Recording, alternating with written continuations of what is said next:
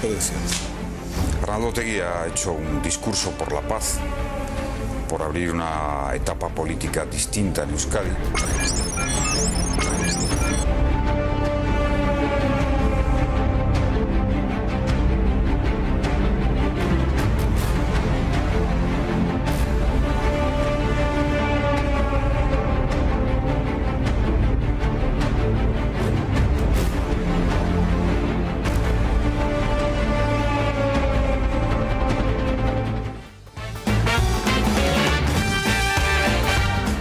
Pasa minuto de las 10 de la noche, muy bienvenidos de nuevo, venimos de la previa y vamos a hablar de lo que acaban de ver en sus pantallas, sobre esa reunión de José Luis Rodríguez Zapatero el 8 de septiembre con Arnaldo Otegi.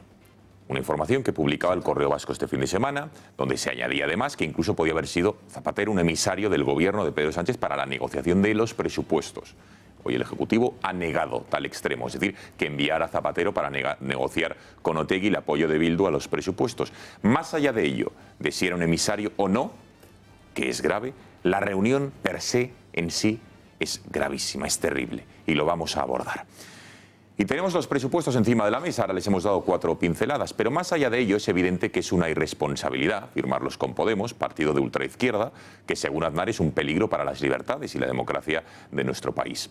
Decía antes Rosa Cuervas que es una subida de impuestos constante. Va a estar con nosotros Diego Sánchez de la Cruz para explicárnoslo. IRPF, sociedades, diésel, se crean tasas, patrimonio, una tasa financiera, una tasa digital. Es un no parar. Vamos a ver en qué puede suponer. La clave es el pago. Hoy el PSOE solo cuenta con el apoyo de los comunistas de Unidos Podemos a estas cuentas. Las han ideado juntos, las han preparado juntos. PP y Ciudadanos, y verán las cuentas a posteriori, suman 169. En concreto, 13 diputados más que PSOE y Podemos. La coalición de izquierdas, por tanto, necesita llegar a 170 diputados. Aquí no se necesita mayoría absoluta, se necesita 19. ni más ni menos...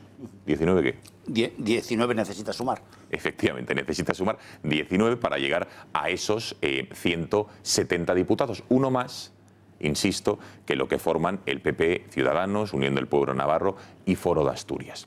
Con lo cual, haciendo las cuentas, necesitan el apoyo de los 9 diputados de Esquerra, o de los 8 del PDeCAT, o de los 5 del PNV. Bildu y Coalición Canaria veremos qué es lo que hacen. Y ahí está el problema. Lo que los separatistas catalanes piden a cambio de aprobar las cuentas. ¿Y qué es? Se lo cuento.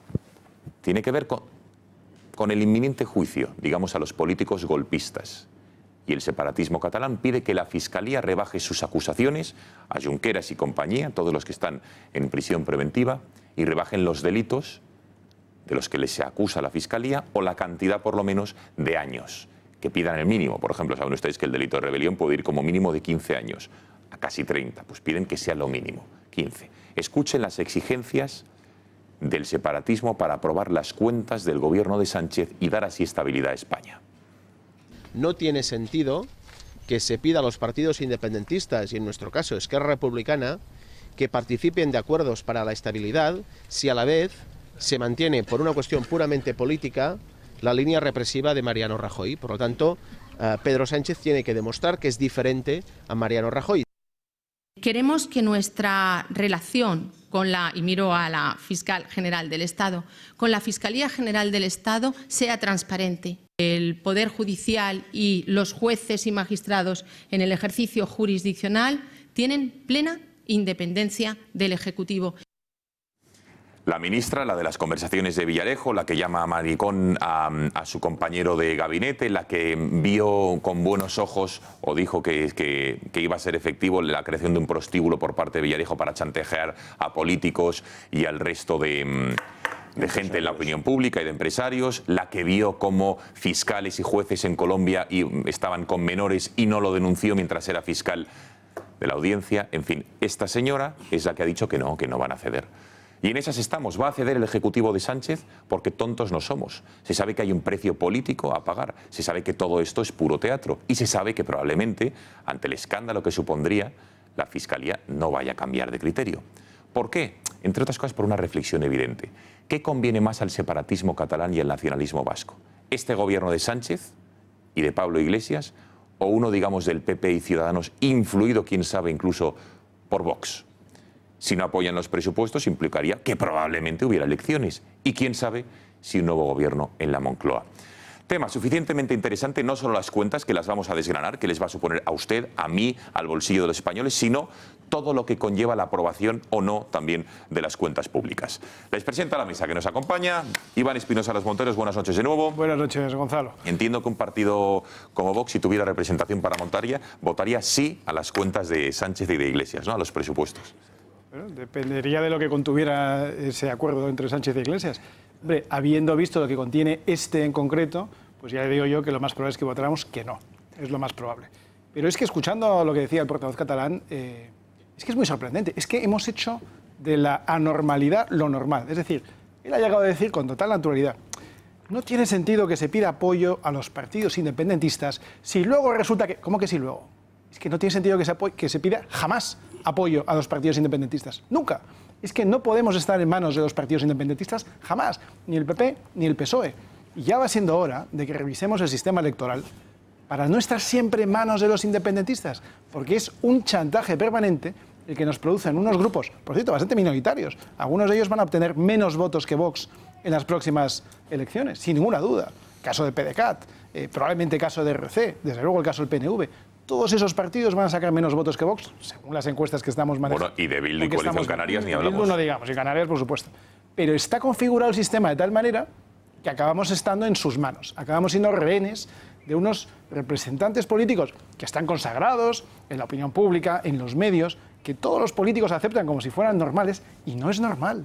Es que no es normal que estemos en manos de unos independentistas, que el Partido Socialista unas veces y el Partido Popular otras tengan que pedir su apoyo bien para gobernar, para acabar una legislatura, para tener unos presupuestos generales de Estado. Es que no es normal.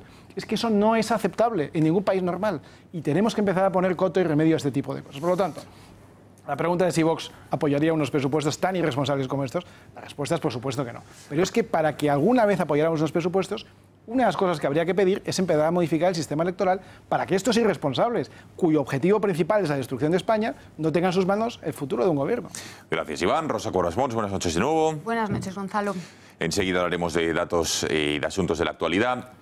José Luis Albás, buenas noches. Buenas noches. Bueno verte otra vez en el gato, ¿eh? Muy bien. Y a ti. Yo creo que al resto no, solo a mí. Bien, eso está muy bien. Los datos que se presentan a Bruselas, en los que yo todavía he podido ver, que es lo que los economistas neoclásicos aceptamos, que haya fundamento matemático los clásicos. del poderlo soportar. Es que los keynesianos siempre somos neoclásicos. Sí, sí. Sin números, no me cuente. Entonces, el propio presupuesto de Montoro, que era un técnico bastante bueno en temas hacendísticos, aunque no en subir los impuestos a los españoles. Sobre todo para un socialista como tú. Que ha sido el que más les ha subido, por cierto. O sea, que podía ser un socialista. Claro, no, es un socialista igual que tú. Él ya hizo una previsión de déficit sobre el 2,2 y va a ser el 2,7. Es decir, que él ya le metió en menos 1,5, en menos 0,5, en menos 0,5, ¿sabes? Bueno, Balbás, sí, vamos a hablarlo luego, si esto es solo una breve introducción, yo solo quería...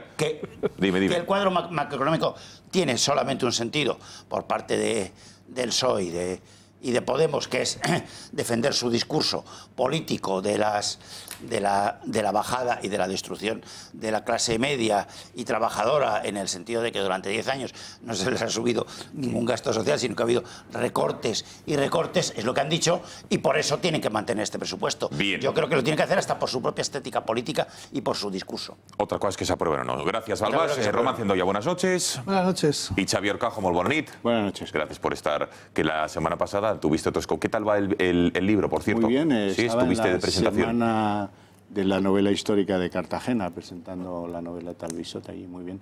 Y yo estoy muy esperanzado, vengo pletórico. ¿Por qué? Porque he visto este fin de semana uno que se colaba en el protocolo de un besamanos y tal, y sobre todo he visto el odio que le profesa la población española. Si os fijáis, pues los que estáis en las redes sociales... Pues, tenéis sobradas muestras, pero los que fuisteis o visteis por la tele el desfile, también pudisteis oír lo que piensa la gente de la calle del Pájaro. Le llaman Ocupa, Fuera, Márchate, en fin, ese tipo de cosas. Aunque dice la señora Calvo que están organizados. Estoy muy esperanzado porque creo que cuando se convoquen elecciones le volverán a poner en su lugar, que es el de no usurpar cosas que, en fin, dejar el Falcon de una puñetera vez, explicarnos quién le hizo la tesis doctoral y luego pues a ver si fuera posible que no descoyuntara mucho con unos presupuestos como este que están mal digeridos. Esto es lo que Televisión Española, la más plural, no dio. Los impactos. ¿Cuál es el impacto central de unos presupuestos que haga el gobierno que sea en España? Si perjudican o favorecen el desarrollo del desempleo, si ayudan a crear empleo o perjudican el paro. Bueno, pues estos presupuestos ni siquiera llevan un estudio sobre sus efectos, los de estos números, sobre la creación de empleo. Por lo tanto, son unos presupuestos en los que no se han tomado en serio lo que estaban tratando de mandar a Bruselas. Bruselas los aprobará, pero no creo que acaben en nada. Bueno, muchísimas gracias a los cinco. Está con nosotros, por cierto, vamos a entrevistar en los próximos minutos a un profesor, se llama Carlos, en Barcelona, amenazado, sin lugar a dudas, por no haber, digamos, por no comulgar con la rueda del molino del separatismo catalán, por no llevar el lacito, por ser discrepante y por denunciar, de alguna manera, por alzar la voz ante el adoctrinamiento que es evidente que existe en la escuela catalana. De todo ello vamos a hablar en los próximos minutos, pero antes, Beatriz Fajardo, buenas noches. Cuéntanos cómo pueden nuestros espectadores ahorrar en gas, en luz, en electricidad, porque lamentablemente vuelve a estar en máximos. Buenas noches, Gonzalo. ¿Crees que cambiar de compañía de luz y gas es misión imposible? Aldro te lo pone fácil. Te damos un servicio personalizado gestionándote el cambio de forma rápida, gratis y sin cortes. En Aldro pensamos que la energía no tiene por qué ser difícil. Compruébalo ya llamando al 91 193 1600. Y gracias a esta casa, el Grupo Intereconomía y Aldro Energía, podrás disfrutar de un precio fijo durante todo el año con un 20% de descuento. Y si tienes negocio, también tenemos grandes condiciones. No esperes más. Comienza a ahorrar desde ya llamando al 91 193 1600. Aldro, somos tu energía, crecemos contigo. Empresa colaboradora del Grupo Intereconomía.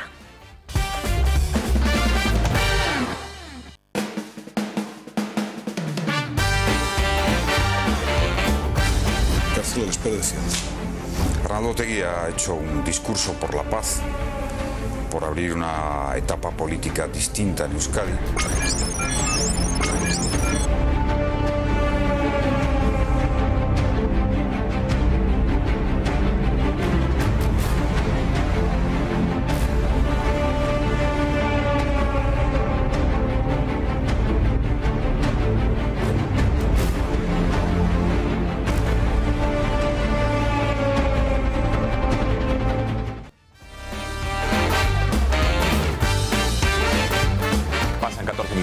Enseguida nos adentramos en este asunto que han hecho sus batallas, los presupuestos y las derivadas que pueda haber, pero me gustaría, ya saben ustedes que aquí en Intereconomía desde un comienzo, desde hace muchísimos años y sobre todo en los últimos meses, siempre hemos dicho que a los ciudadanos que viven en Cataluña nunca les vamos a dejar solos, huérfanos, por mucho que el Estado haya, digamos, abdicado del papel que tiene encomendado, que es, oigan, representar, defender a todos los ciudadanos de todas las comunidades autónomas, incluida evidentemente Cataluña. Pues eso no está ocurriendo, más bien todo lo contrario, y sus ciudadanos se sienten solos, desamparados, huérfanos.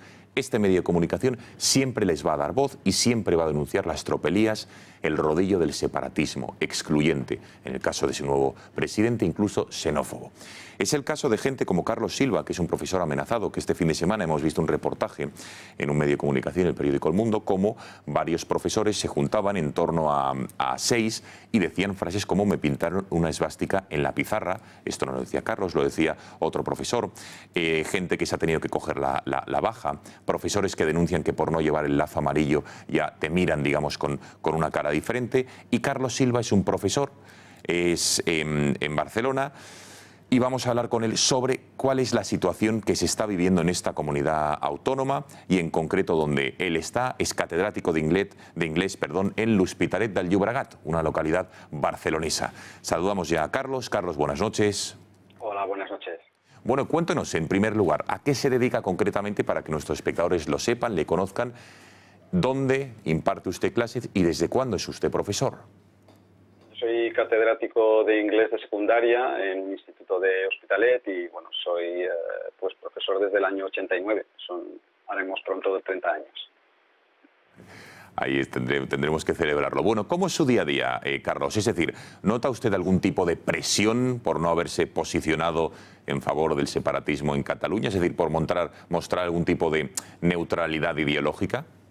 Bueno, lo que yo pretendía aportar en mi entrevista dentro de este reportaje era un poco la manera en la que el no comulgar con la ideología dominante nacionalista, dominante a nivel social, y a través de la imposición del poder nacionalista de la Generalitat, pero dominante sobre todo en lo que es mi profesión, como el, digamos, ser divergente o el no estar dentro de esta corriente afecta a tu vida cotidiana, afecta a las relaciones con los demás profesores. No es tanto una cuestión de amenaza, ni tampoco quería denunciar mi caso personal ni una situación particular en un instituto, sino dar un testimonio que yo creo que es representativo de la situación que viven muchos docentes en todos los centros de Cataluña. Esa situación, señor Silva, de los docentes que no son independentistas, que no llevan el lazo, cuéntenos, para los que estamos en el resto de España, pese a que algunos viajamos con cierta asiduidad a Barcelona, sepamos qué es lo que están viviendo ustedes en clase. Bueno, no es tanto la represión o, digamos, cómo afecta el no llevar el lazo, sino el hecho de oponerte a que otras personas lo lleven, denunciarlo en tu centro, acudir a los equipos directivos del centro y pedirles neutralidad, pedirles que intervengan, que no permitan que personas vayan a clase con chapas pidiendo la libertad de los supuestos presos políticos o llevando lazos en la solapa, incluso en casos que me han llegado, que se han producido de algún profesor que ha repartido, cuando empezó toda la histeria esta de los lazos amarillos, han repartido lazos a sus alumnos.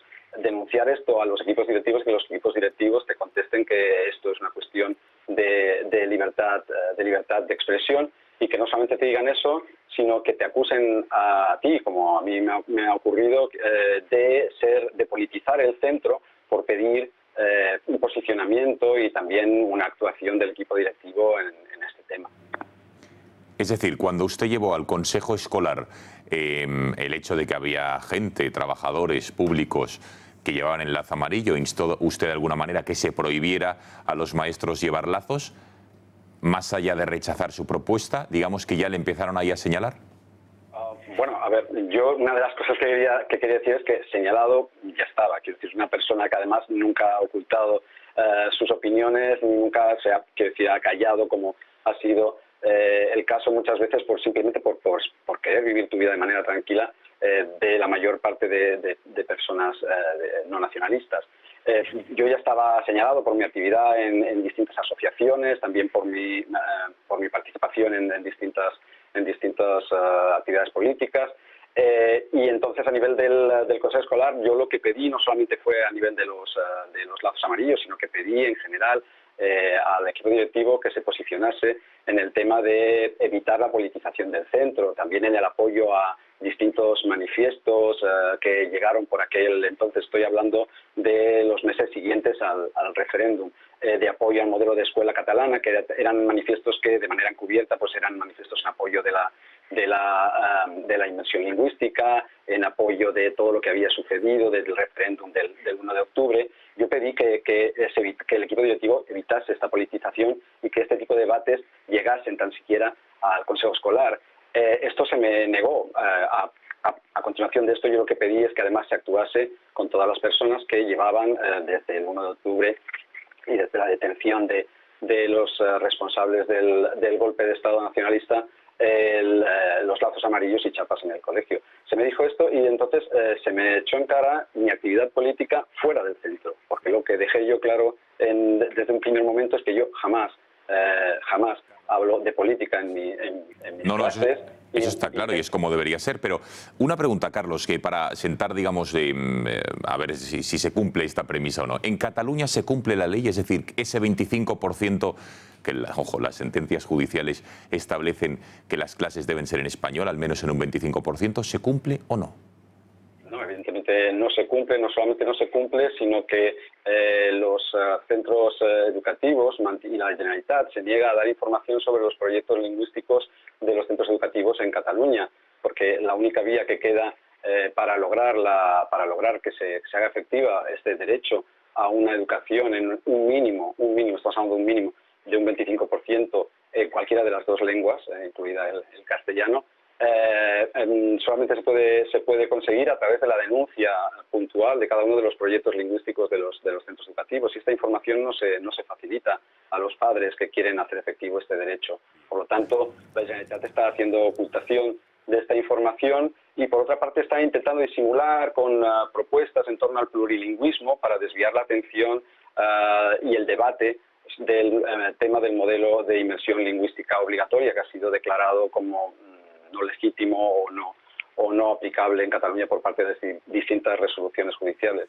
Bueno, un par de cuestiones más antes de alguna reflexión de algún miembro de la mesa. Según una encuesta hoy que hemos conocido una encuesta que se ha publicado recientemente de Convivencia Cívica Catalana, un 60% de los profesores en Cataluña es independentista.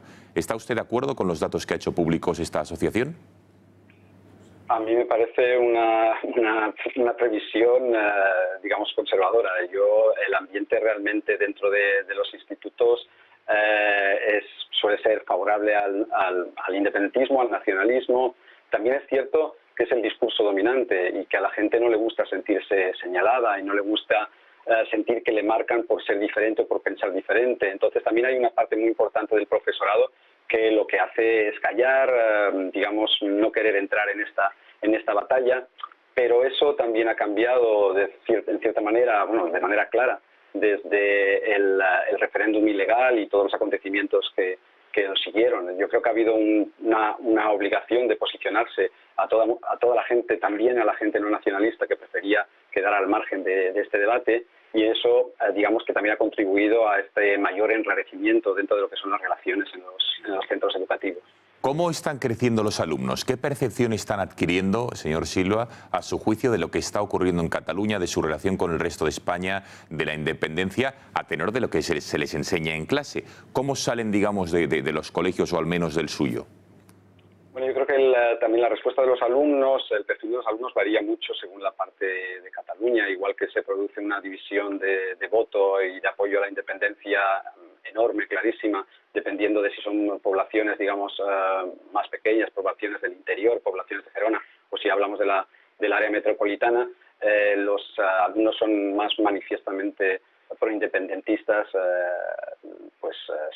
según el lugar. Yo, en el caso de mis alumnos, quiero decir, en este sentido, no hay un gran, es decir, es una población de los alrededores, una población de Barcelona, en la que con una mayoría de población que no vota opciones nacionalistas, independentistas, con lo cual no existe una gran, digamos, movilización de los alumnos en este sentido. Sí que es cierto que me preocupa el mensaje que los profesores o que ciertos profesores puedan transmitir a los alumnos, o la visión de la realidad, la visión de la historia que puedan transmitir. Y eso, desgraciadamente, señor Silva, y usted lo sabe muy bien, está ocurriendo. Enseguida pedían la palabra Xavi Arcajo y Rosa Cuervas Mons. Le ruego que aguante un par de minutos más, señor Silva, pero es que nos pide paso nuestra compañera para un acto, un evento que, si le interesa, ya le digo yo que le invitamos desde aquí de Intereconomía, y es el fantástico concierto que mañana a las 9 de la noche va a tener lugar, de José Manuel Soto, en el Teatro Victoria, en Barcelona, en la ciudad condal, que con todo lo que está ocurriendo,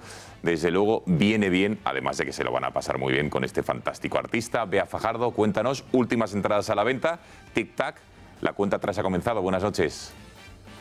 Buenas noches de nuevo. ¿Quieren ir al concierto de José Manuel Soto? Ha lanzado su nuevo single, Soy Español.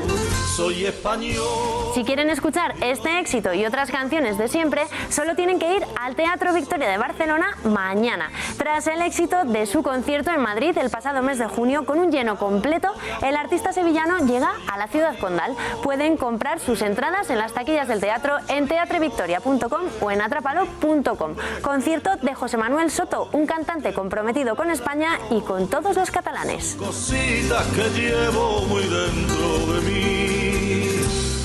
mi corazón.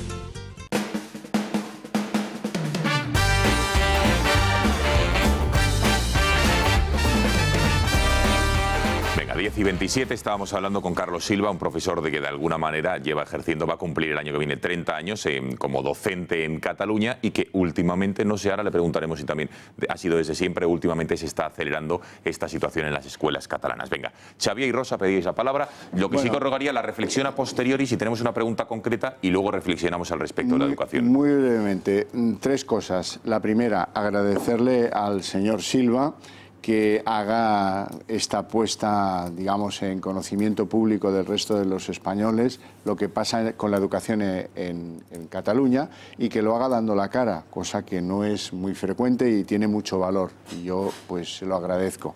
En segundo lugar, dos puntualizaciones. En primer lugar, usted es profesor de inglés. Digo yo que con el past continuous no va a influir mucho en los alumnos. O sea, que alguien ha hurgado en saber qué hace usted fuera de las aulas. Y a usted se le considera un individuo non grato por esta especie de dicta blanda con guante de seda, porque alguien ha hurgado en si usted forma parte de la asociación tal o hace tal o cual reclamación, pero digamos que está usted en una asignatura neutra. Usted no enseña historia, ni enseña literatura, ni geografía, que podríamos llamar son asignaturas de riesgo para el INDEP. Y la última conclusión, me asombra que lo suyo se produzca siendo usted catedrático de Instituto Público en Hospitalet de Llobregat. Y como mucha gente que nos ve no sabe qué es Hospitalet de Llobregat, déjeme decir que ahí viven 250.000 de personas, un poquito más debe ser ahora, que eso ha sido feudo de los socialistas de Felipe González hasta hace unos pocos años y ahora lo es de Ciudadanos, y que la inmensa mayoría de los niños que pasan por sus aulas tienen padres pues andaluces, murcianos, aragoneses, castellanos o manchegos, me da lo mismo, pero de origen no catalán. Sí. Ahora imaginen, y ahora es donde yo extrapolo, lo que le ocurre a un profesor, pongamos que también de inglés, en Suria, en Cardona, en Vic o en Balaguer. Adelante. ¿Carlos? Sí. Perdón, ¿cuál es la pregunta? Bueno, era más bien... No hay pregunta, ¿no? No hay pregunta, sí. Ahora la pregunta de Rosa. Venga, Rosa. Yo le quería preguntar dos cuestiones muy breves. La primera, ¿en qué momento fecharía usted el principio del fin de lo que estamos viviendo ahora? ¿A partir de qué año? Nos decía que lleva casi 30 años dando clase en un instituto catalán. Desde su punto de vista, ¿cuál ha sido el momento que ha marcado un punto de inflexión para lo que estamos viviendo hoy? Si es que ha habido un momento concreto o es una pequeña escalada casi imperceptible. Y segunda pregunta muy breve, si es usted o no partidario de recuperar las competencias de educación, de recentralizar la educación, como están proponiendo ahora algunos partidos políticos. Bueno, la primera pregunta, a ver, el tema del nacionalismo en la política ha afectado a mi profesión y a todas las profesiones y a las relaciones personales siempre. Es decir, siempre desde el momento en que, digamos, ese discurso domina la esfera pública, en la que uno, si no quiere entrar en el tema, tiene que callar, mirar hacia otro lado, de una manera más o menos subterránea, a veces más clara, es afectado siempre. Desde el momento en que uno se sitúa en la esfera pública, o, como decía yo, a través del activismo o a través de la participación política. Yo soy miembro de Unión Progreso y Democracia. Entonces, esto todavía se produce de una manera más clara. A mí se me ha llegado a comentar que profesionalmente si hubiera el mismo equipo directivo actual, le hubiera gustado contar conmigo para formar parte de ese equipo, sin yo estar especialmente interesado en ello, pero que no se contaba conmigo porque mucha gente tenía opiniones, ciertas suspicacias en relación a mí, que suspicacias y opiniones que por supuesto provenían de mi actividad política. Y después ha habido una última etapa que se ha producido a partir de los graves acontecimientos de septiembre, de octubre y de los meses siguientes, en las que se han producido ya, división de grupos, ruptura de relaciones personales y un ambiente mucho más viciado y mucho más cargado y mucho más evidente. Bueno, Carlos Silva, muchísimas gracias por haber atendido a las cámaras del Gat al Agua y muchísimo ánimo en fin, tu lucha para, en primer lugar, para poder ejercer tu profesión en libertad y tranquilamente, y después pues poder seguir luchando por una Cataluña libre de imposiciones ideológicas. Así que gracias y buenas noches. Muchas gracias, y solamente una cosa, sí que estoy a favor de la recuperación de competencias. Qué bien. Bueno, gracias y buenas noches. Bueno, ya les digo, en esta entrevista a Carlos y a otros profesores, algunos decían que en un instituto la profesora de historia en ese colegio está en un CDR y luego explica la Constitución española, con lo cual ya me explican ustedes qué tipo de explicación iban a dar. Tiene mucho mérito lo de estos. No, y luego también que hay alumnos que dibujan la esvástica, por ejemplo, en la pizarra antes de que llegue, decían una profesora de lengua, antes de que ella llegue a clase, así es como la reciben, por dar la clase de lengua española. En fin, gravísimo lo que hemos visto, ¿no? Balbás, querías decir algo al respecto y vamos a los presupuestos. No, bueno, esto simplemente es... Los independentistas han modificado todo el mapa político de los últimos 40 años con la educación. Así que es eso y las televisiones. Y con la financiación toda y exclusiva, al 100% del Estado español. O sea, que es el que se lo ha dejado hacer, tanto el PP como el PSOE, porque si no, no tendrían nada más que el 20% o el 15% de independentistas, exagerando un poco. Claro. Además, lo peor de todo es que encima engañan a la gente con mentiras históricas, mentiras lingüísticas, y además les fastidian, porque sobre todo a la gente que es de lengua de su madre o de su padre española pura, pues le hacen un fastidio, porque él no necesita para nada que le hagan una inversión lingüística, cuando muchísimos de ellos tienen que trabajar en español o en inglés y punto, y a lo mejor en chino, y poco más. Román. Sí, a mí lo que me preocupa cuando digo estas entrevistas, veo los reportajes en el periódico, son intervenciones como la del otro día de la vicepresidenta del Gobierno, con Julia Otero, y que dice que hoy Cataluña está mejor. Es decir, Cataluña es el cúmulo de un fracaso colectivo, pero lo más preocupante es que cuando los que ejercen el poder, ahora está el Partido Socialista, antes pasó con el Partido Popular, tienen una visión con tantas cataratas, tanto embarrado el ojo, que intenta ver de la necesidad virtud, ¿no? Cataluña está peor que nunca, y además en un proceso de degeneración continuada, en el que todos los saltos cualitativos que se pensaban que se iban a dar y que se dan en los procesos como el que está sufriendo Cataluña se están dando. Es que el diagnóstico desde el Gobierno de España sea decir que es que ahora como gobiernan ellos está mejor porque hay un proceso de diálogo abierto, no sabemos con quién. Porque los catalanes, los independentistas no quieren hablar y dos no hablan si uno no quiere, y si uno habla solo pues o está loco o es tonto, pero tiene que escoger Sánchez cuál de las dos y sus ministros cuál de las dos se aplica, ¿no? Tontos o locos. Y claro, cuando ves el día a día de esta gente, que es parte del proceso que se está llevando a rajatabla y que encima cuenta con la complicidad de que desde el Gobierno de España, que es el que tendría que imponer las leyes, ese 25% de las clases, el que se hicieran las cosas bien, resulta que no, es que estamos mejor que nunca. Y esto ha mejorado mucho. Con lo cual, con ese discurso solo son una cosa, que es cómplices necesarios del independentismo. Claro. Y genera desazón en la ciudadanía que está intentando mantener los principios, los valores, las normas constitucionales y lo que las leyes marcan al respecto. Es claro, la situación es muy complicada. Pero Román, se complica aún más porque estamos haciendo referencia siempre a la población existente, a la población residente en Cataluña. Sí, pero Cataluña, que ha crecido mucho a lo largo de la segunda mitad del siglo XX, ha crecido en gran parte gracias a las migraciones interiores. Pero ahora, para que un espectador nuestro se ponga en situación, imaginémonos un espectador nuestro que viva en Santander, o en La Coruña, o en Tenerife. No vas ni de coña. Y le ofrezcan un aumento de sueldo con una promoción laboral, pero se tiene que ir usted a vivir a Cataluña. Y sus hijos tienen que escolar. ¿Quién se quiere ir a vivir hoy a un sitio donde el lacismo está dominando la situación? Están haciendo que Cataluña sea un lugar indeseable para trasladarse. Es un sitio maravilloso para visitar, estupendo de turismo. Pero ¿alguien se iría hoy a vivir hoy a Cataluña, trasladando a su familia, a sus hijos? Pues tiene que ser una situación muy desesperada. Es más bien por ejemplo de Carmen Calvo. Carmen Calvo, que es de Cabra, bueno, pues si fuera emigrante a Cataluña, en su partido no hubiera pasado de militante de base, porque allí mandan la burguesía catalanista, en el PSC, viviría probablemente pues, en Santa Coloma de Gramenet, o en el Hospitalet de Llobregat, o en Cornellà, y tendría, pues, si fuera maestra, los mismos problemas que tenía el señor Silva que hemos visto antes. Claro.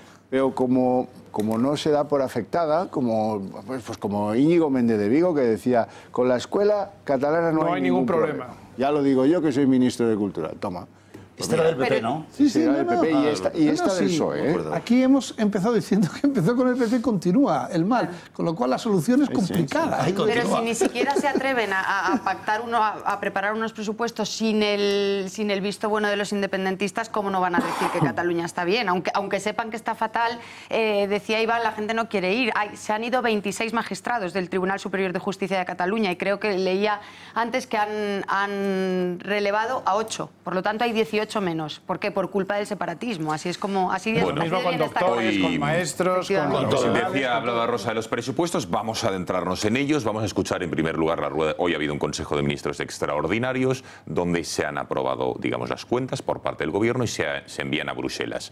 Ahí es la instantánea, la fotografía, el acto de la firma entre Pablo Iglesias y el presidente del Gobierno, entre el líder del Ejecutivo y su mano derecha, o en este caso izquierda, que es quien, sin lugar a dudas, la muleta del PSOE para intentar sacar las cuentas, pese a que los números no salen. Dice Urcajo que los presupuestos no saldrán adelante, luego lo veremos. Veamos cómo justifica el Ejecutivo, a través de su ministra de Economía y su ministra de Hacienda, estas cuentas, diciendo que son más sociales, no hay una subida de impuestos tan terrible como la que está diciendo el Partido Popular y que evidentemente la recaudación va a subir de una manera más justa. Escuchen.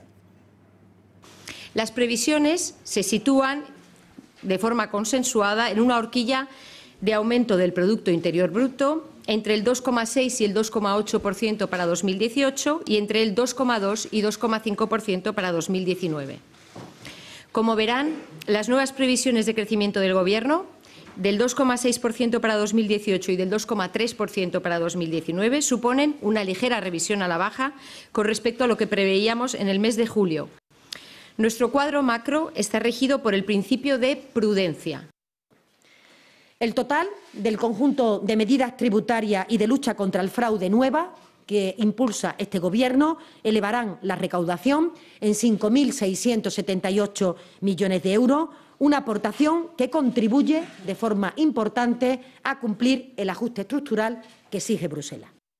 Medidas contra el fraude, pero poco dicen de nuestro impuestómetro, de cuánto van a subir los impuestos, cómo le van a repercutir a usted, a mí y a todos los ciudadanos españoles. Para ello hemos pedido que esté con nosotros nuestro economista de cabecera, Diego Sánchez de la Cruz. Diego, buenas noches. Gonzalo, buenas noches. ¿Cómo estás? Muy bien, encantado de estar aquí. Bueno, cuéntanos, venga, hemos desgranado las cuentas, titulares fundamentales que hemos extraído de ellas. Las cuentas, no los números, sino los titulares que ellos esbozan. Venga. Sí, los titulares, bueno, no sé si luego podemos recuperar esa imagen de Pedro Sánchez y Pablo Iglesias firmando ese documento. Sí, pero hay algo muy interesante en ella, que está, si abrimos esa ventana que tenía detrás y nos fijamos en esa estatua que estaba ubicada en el patio. Yo no sé si lo podemos ver. Una mujer desnuda, sí. Se ve Esta mujer desnuda representa cómo se van a quedar los contribuyentes después del saqueo que están perpetrando el líder del PSOE y el líder de Podemos. Porque estos presupuestos, lejos de lo que se nos ha dicho, golpean directamente al corazón de la clase media, y voy a explicar a continuación por qué, porque es importante dejar claro que estas medidas no son buenas para la economía, pero además van a tocarnos y muy directamente en el bolsillo, entre otras cosas porque, por ejemplo, se aprueba, ahora vamos a verlo, un impuesto al diésel, que supone un encarecimiento de alrededor de 200 euros al año, o también un encarecimiento de las cuotas de autónomos, que va a suponer alrededor de 400 euros más a nuestros autónomos. Pero vamos a empezar por el principio.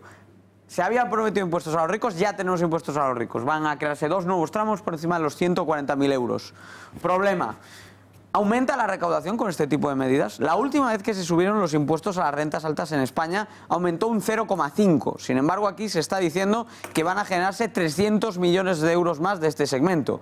Bien, yo apuesto a que si hay una subida de recaudación va a ser inferior al 1% respecto a las cifras de este año, o directamente se va a perder recaudación, que es en lo que están todos los estudios que se han hecho sobre lo que se llama la elasticidad, es decir, el margen que tienen los ricos para moverse, reorganizar su patrimonio, sus ingresos y adaptarse a esta situación.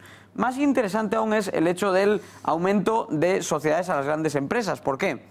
Porque lo que queremos en España es cobrar impuestos del 15% de mínimo sobre el beneficio contable global. Es decir, que queremos que un señor como Amancio Ortega nos pague en España impuestos por la ropa que vende en nuestro país, pero también, si no llega al 15%, cumpliendo con la ley aquí, que nos pague parte de ese 15% de sus ingresos del extranjero. Aquí hay un problema legal, Gonzalo. España, como todos los países del mundo, ha suscrito decenas, cientos de tratados bilaterales y acuerdos bilaterales para evitar lo que se llama la doble imposición. Por lo tanto, esa idea del suelo del 15% no casa muy bien. Hay, eso sí, una buena noticia. El tipo general de sociedades cae del 25 al 23. Es una de las pocas rebajas que hay en los presupuestos. El recargo al diésel supone 670 millones de euros de recaudación según los cálculos del Ejecutivo. Bueno, ¿cuánto es esto? Mucho, poco. La media, el uso medio de este tipo de vehículos y el recargo que esto supone a la hora de ir a la gasolinera supone alrededor de unos 200 euros más al año. Esto es un golpe, ya digo, directo a la clase media, que es la que va,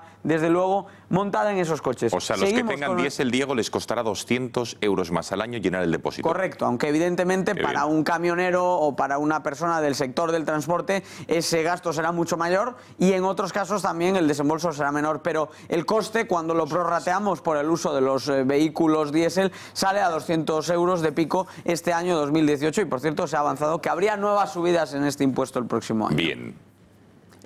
Teníamos también por aquí ese asunto del que hablamos al principio. En España tenemos 3 millones de autónomos y alrededor de 2 millones de ellos van a estar pagando 400 euros más al año porque se va a encarecer alrededor de unos 37 euros al mes la cotización de los autónomos. Esto es uno de los efectos perversos que tiene la subida del salario mínimo. El anclaje de la base mínima al salario mínimo hace que también aumente la cotización para los autónomos. Entonces, de la noche a la mañana, del orden de 35-45 euros más cada mes, del orden de 400 euros más en la cotización de los autónomos cada año. Ojo a este asunto, se está hablando muy poco de ello. Impuesto de patrimonio, se habla de subirlo un 1%, parece poco, ¿no? 1%, ¿qué es un 1%? Bueno, 1% para el segmento del que se está hablando es aproximadamente 100.000 euros más de impuestos todos los años. Hablamos de fortunas, patrimonios de más de 10 millones de euros en activos, muchos de ellos son líquidos, muchos no, y evidentemente aquí habrá una estrategia importante de mover activos. Este es un impuesto en el que es relativamente intensa la lucha por ocultar, eludir el impacto del impuesto. Entonces vamos a ver cómo van a reaccionar tantos contribuyentes cuando les encarezcan el pago del impuesto en ese 1%, que insisto, parece poco, ¿no? Un 1% parece un porcentaje bajo, pero aplicado a ese segmento estamos hablando de 100.000 euros más de pago de un año para otro. Y por cierto, Gonzalo, este impuesto está delegado, depende de las comunidades autónomas y no está nada claro cómo se van a implementar estas medidas. La tasa financiera, aquí con la tasa financiera ha sucedido algo mágico, ¿no? Si mágico es lo que le pasó a esa estatua que se quedó, como se va a quedar el contribuyente tiritando, también es mágico que resulta, Gonzalo, que en cosa de 3 meses el mismo Departamento de Hacienda, que tenía hecha una estimación de cuánto iba a recaudar esta tasa, ahora de repente la multiplica por 3. Es decir, tenemos cálculos, informes de la agencia tributaria que dicen que esta tasa va a generar X dinero y ahora estamos diciendo que esta tasa va a generar 3 veces más de la noche a la mañana. No solo es irreal, porque supone inflar los ingresos de la noche a la mañana, sino que partimos, por ejemplo, Gonzalo, de que vamos a generar entre 2 y 3 veces más de lo que genera Reino Unido por este concepto. De modo que, obviamente, teniendo un mercado tecnológico mucho más pequeño, hay muchas dudas sobre que esto vaya a poder generar la recaudación que se ha prometido. Seguimos avanzando en nuestro impuestómetro porque también tenemos la tasa financiera. Está hablando de la tasa digital, la tasa financiera. Bueno, la compra-venta de acciones, 0,2% de recargo, con una serie de condiciones, y también aquí el interrogante, la duda que genera el hecho de que la recaudación que se plantea hoy es entre 2 y 3 veces más alta de la que se estimaba ayer prácticamente. Es decir, los últimos informes de la agencia tributaria, tanto para la tasa digital como para la tasa financiera, han pasado a inflar los ingresos de la noche a la mañana, Gonzalo, para de alguna forma intentar cuadrar esas cuentas. Bueno, bien, esto respecto, avanzando, Diego, impuestos, pero correcto, no solo eso, porque también ha habido otras medidas muy anunciadas, muy cacareadas, como la subida del salario mínimo interprofesional. ¿Qué nos puedes decir de estas otras 4 importantes medidas que no es solo subidas impositivas? Correcto, hemos dejado ya atrás ese impuestómetro, vamos a ver qué otras medidas están dentro de esos presupuestos y dentro de ese pacto entre PSOE y Podemos, porque no olvidemos que aquí 2 no bailan si uno no quiere, y los que están bailando aquí son Pedro Sánchez y Pablo Iglesias. Para empezar, La subida del salario mínimo, para que nos entendamos, supone un aumento salarial automático, inmediato, para una parte pequeña de la población activa, porque solo un 3% de los trabajadores están en ese nivel de ingresos.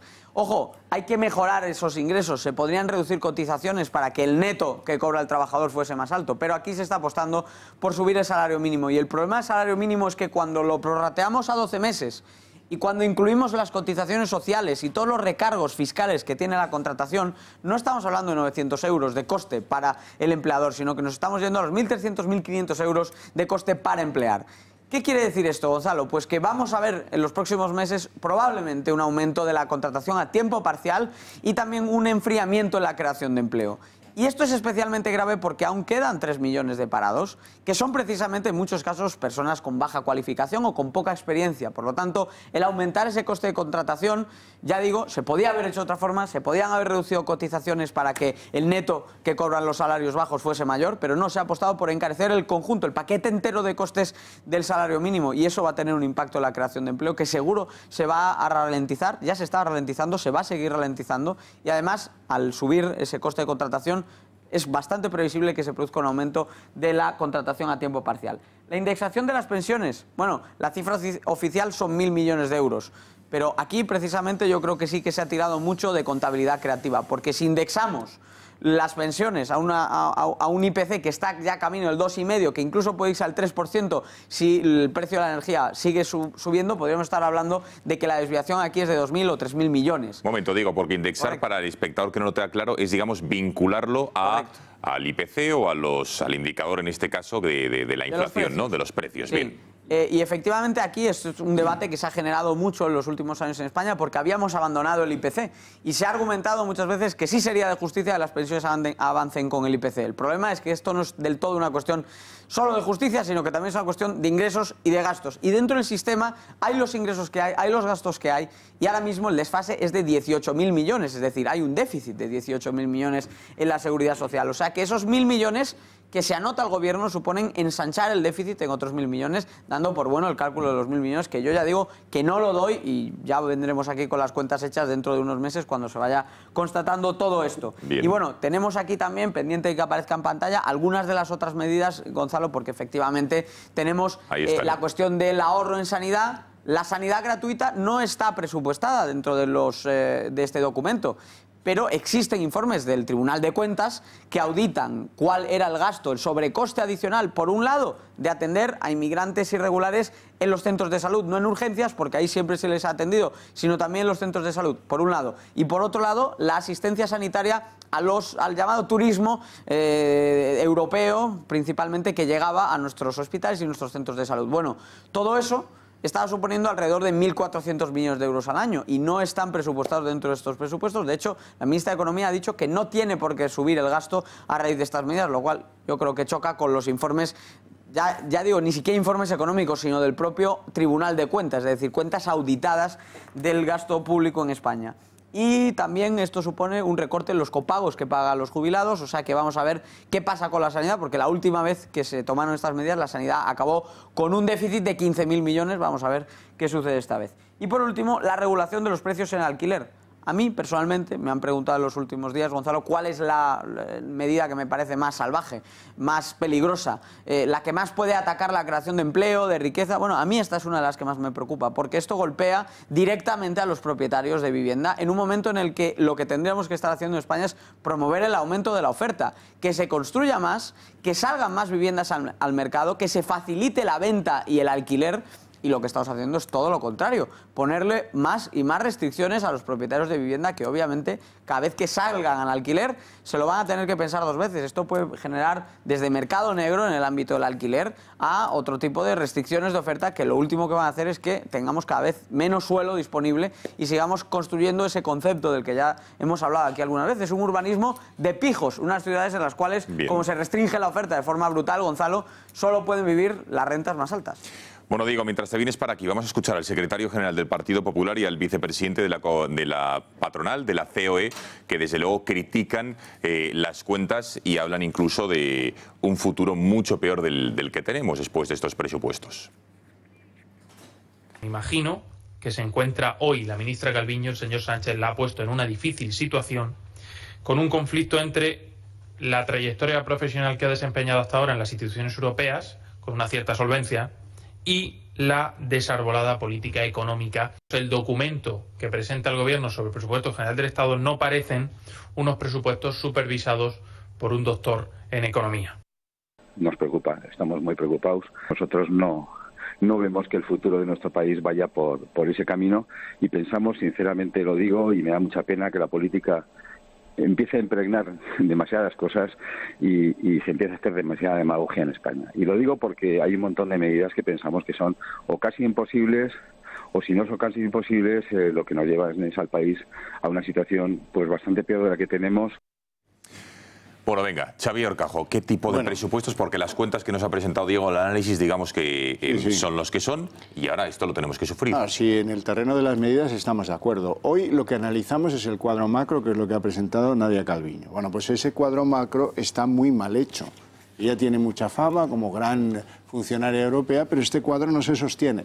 No hay más que conocer un poco los presupuestos. Tú no puedes sostener a la vez que la formación bruta de capital fijo vaya a decrecer un 0,9% y que tu Producto Interior Bruto solo va a decrecer un 0,3%. Eso es imposible, imposible, no se sostiene.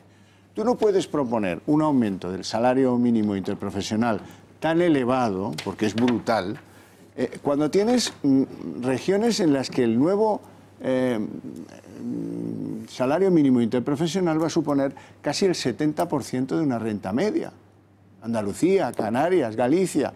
No puedes, es un disparate. Va a tener unos efectos sobre el desempleo brutales que no se analizan en ningún caso.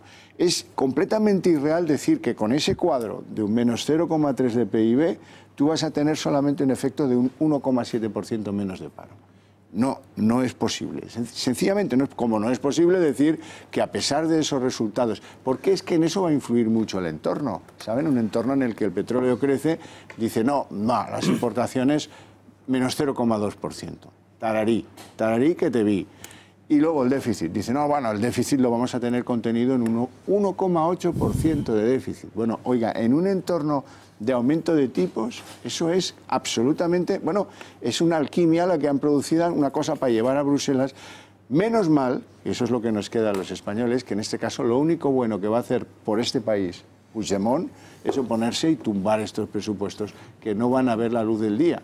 Hay además una cuestión que es casi estadística, pero que está en el corazón de lo que está pasando aquí, y es cómo se están inflando las estadísticas de exportaciones y cómo se están subestimando las importaciones en este cuadro macroeconómico. De ingresos fiscales. Bien, los ingresos fiscales, eso ya los hemos comentado, Javier, pero como bien decías, la cuestión de las importaciones y las exportaciones es muy importante, porque al final, si se te ensancha el déficit comercial o si se te achica, eso afecta y mucho al tamaño del PIB, porque eso afecta directamente al crecimiento. Y es precisamente de esa forma como se está maquillando lo que de verdad está pasando en la economía española, que es una clara desaceleración que se nota en todos los indicadores del sector privado y que si te vas al sector internacional también es patente. Y es con ese truco estadístico con el que se la quieren colar a Bruselas por la puerta atrás. A ver, venga, por orden estricta de petición de palabra. Román. Ahora, nos estamos enfrentando a unos presupuestos políticos. Y además unos presupuestos no políticos en clave económica, sino en clave política. Están a ver quién es más social de los dos rojeras que se han encargado de tener. Yo creo que Sánchez está deseando que no se los aprueben. Que a él le da igual. Es decir, los presupuestos, las medidas políticas, todo le da igual porque con los de Rajoy o con los que sea, su proyecto de estar como el conejito de Duracell hasta el año 2020 y dura va a seguir. Porque además como no tiene ni idea de economía, porque no es doctor, él no plagió la tesis, el que plagió fue el negro que se la hizo, porque ni siquiera la ha hecho. Entonces estos presupuestos le parecen lo que haga falta. No son unos presupuestos sociales y no son unos presupuestos que no suben el costo a las clases medias. Es más, son unos presupuestos claramente contra las clases medias. Pero claramente, es pura demagogia y farfollada. Es decir, vamos a ver, el impuesto del diésel. Los Rolls Royce van con diésel, los Ferrari, ¿alguien conoce un Ferrari diésel? ¿Un Lamborghini diésel? o las fragonetas, el Megane y los coches de los obreros, de los que van a arreglar las casas, de los que se dedican como autónomos al reparto, son diésel. ¿Eso no afecta a las clases medias? Ah, bueno, es que igual Pedro Sánchez y Pablo Iglesias, que viven en el Buckingham Palace, en ese palacio con 2 piscinas o 2 casas o lo que sea, considera que las clases medias efectivamente son otra cosa y que lo que afectan no afectan es a las clases bajas. Pero van directamente a la yugular, van a favor de la economía sumergida, claramente a favor de la economía sumergida. Un salario mínimo interprofesional de 900 euros con un coste entre 1.300 y 1.400 euros, lo único que fomenta es que todos esos contratos eventuales que estaban en ese 3% de la masa salarial, cuando llegue la renovación se van a su casa. Y esa gente tiene que seguir viviendo. ¿Y qué pasa? Que Sánchez quiere hacer y Pablo Iglesias de venezolanos. No os preocupéis que yo regalo un día una lavadora, yo regalo un día un frigorífico, yo os doy de comer, porque yo que soy el que os doy de comer, es que son puramente así estos presupuestos. La tasa Google, pero además es pura ficción. O sea que de repente Montoro, que ya era un peligro público, resulta que estas señoras recaudan el doble y el triple porque sí, porque ellas son las que hacen el presupuesto.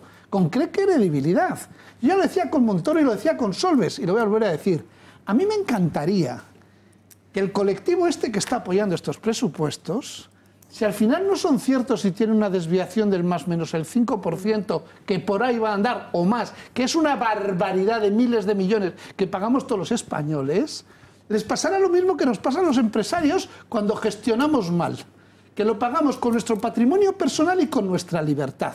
El problema es que estos cogen nuestro dinero, se cascan una paja mental, hacen unos números electorales para vender de cara a las próximas autonómicas municipales que son sociales, y cuando arruinan a España se van a su casa como Zapatero y cobra el salario de expresidente, más la secretaria, más el chofer, más la vivencia. Mientras que a los demás, que estamos trabajando, si nos van mal las cosas, podemos acabar en la cárcel.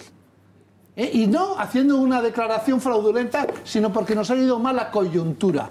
Y la coyuntura va en receso, el consumo va en receso. Han conseguido que ya no se alquile una casa, que no se venda un coche. Han conseguido que empiece a recortarse el consumo. Esto es lo que están consiguiendo los presupuestos sociales.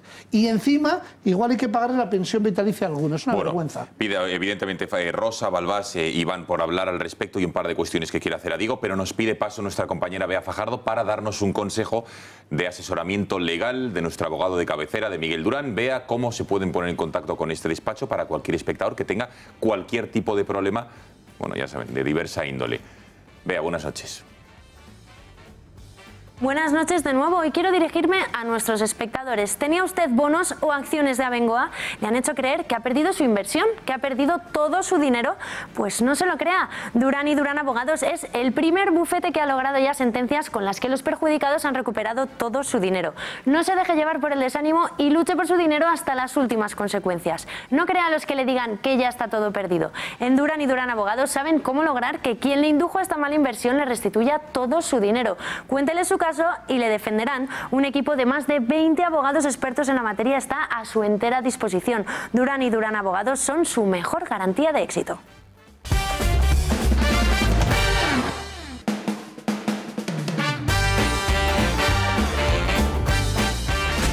Cárcel espero de ciencia. Arnaldo Otegi ha hecho un discurso por la paz, por abrir una etapa política distinta en Euskadi.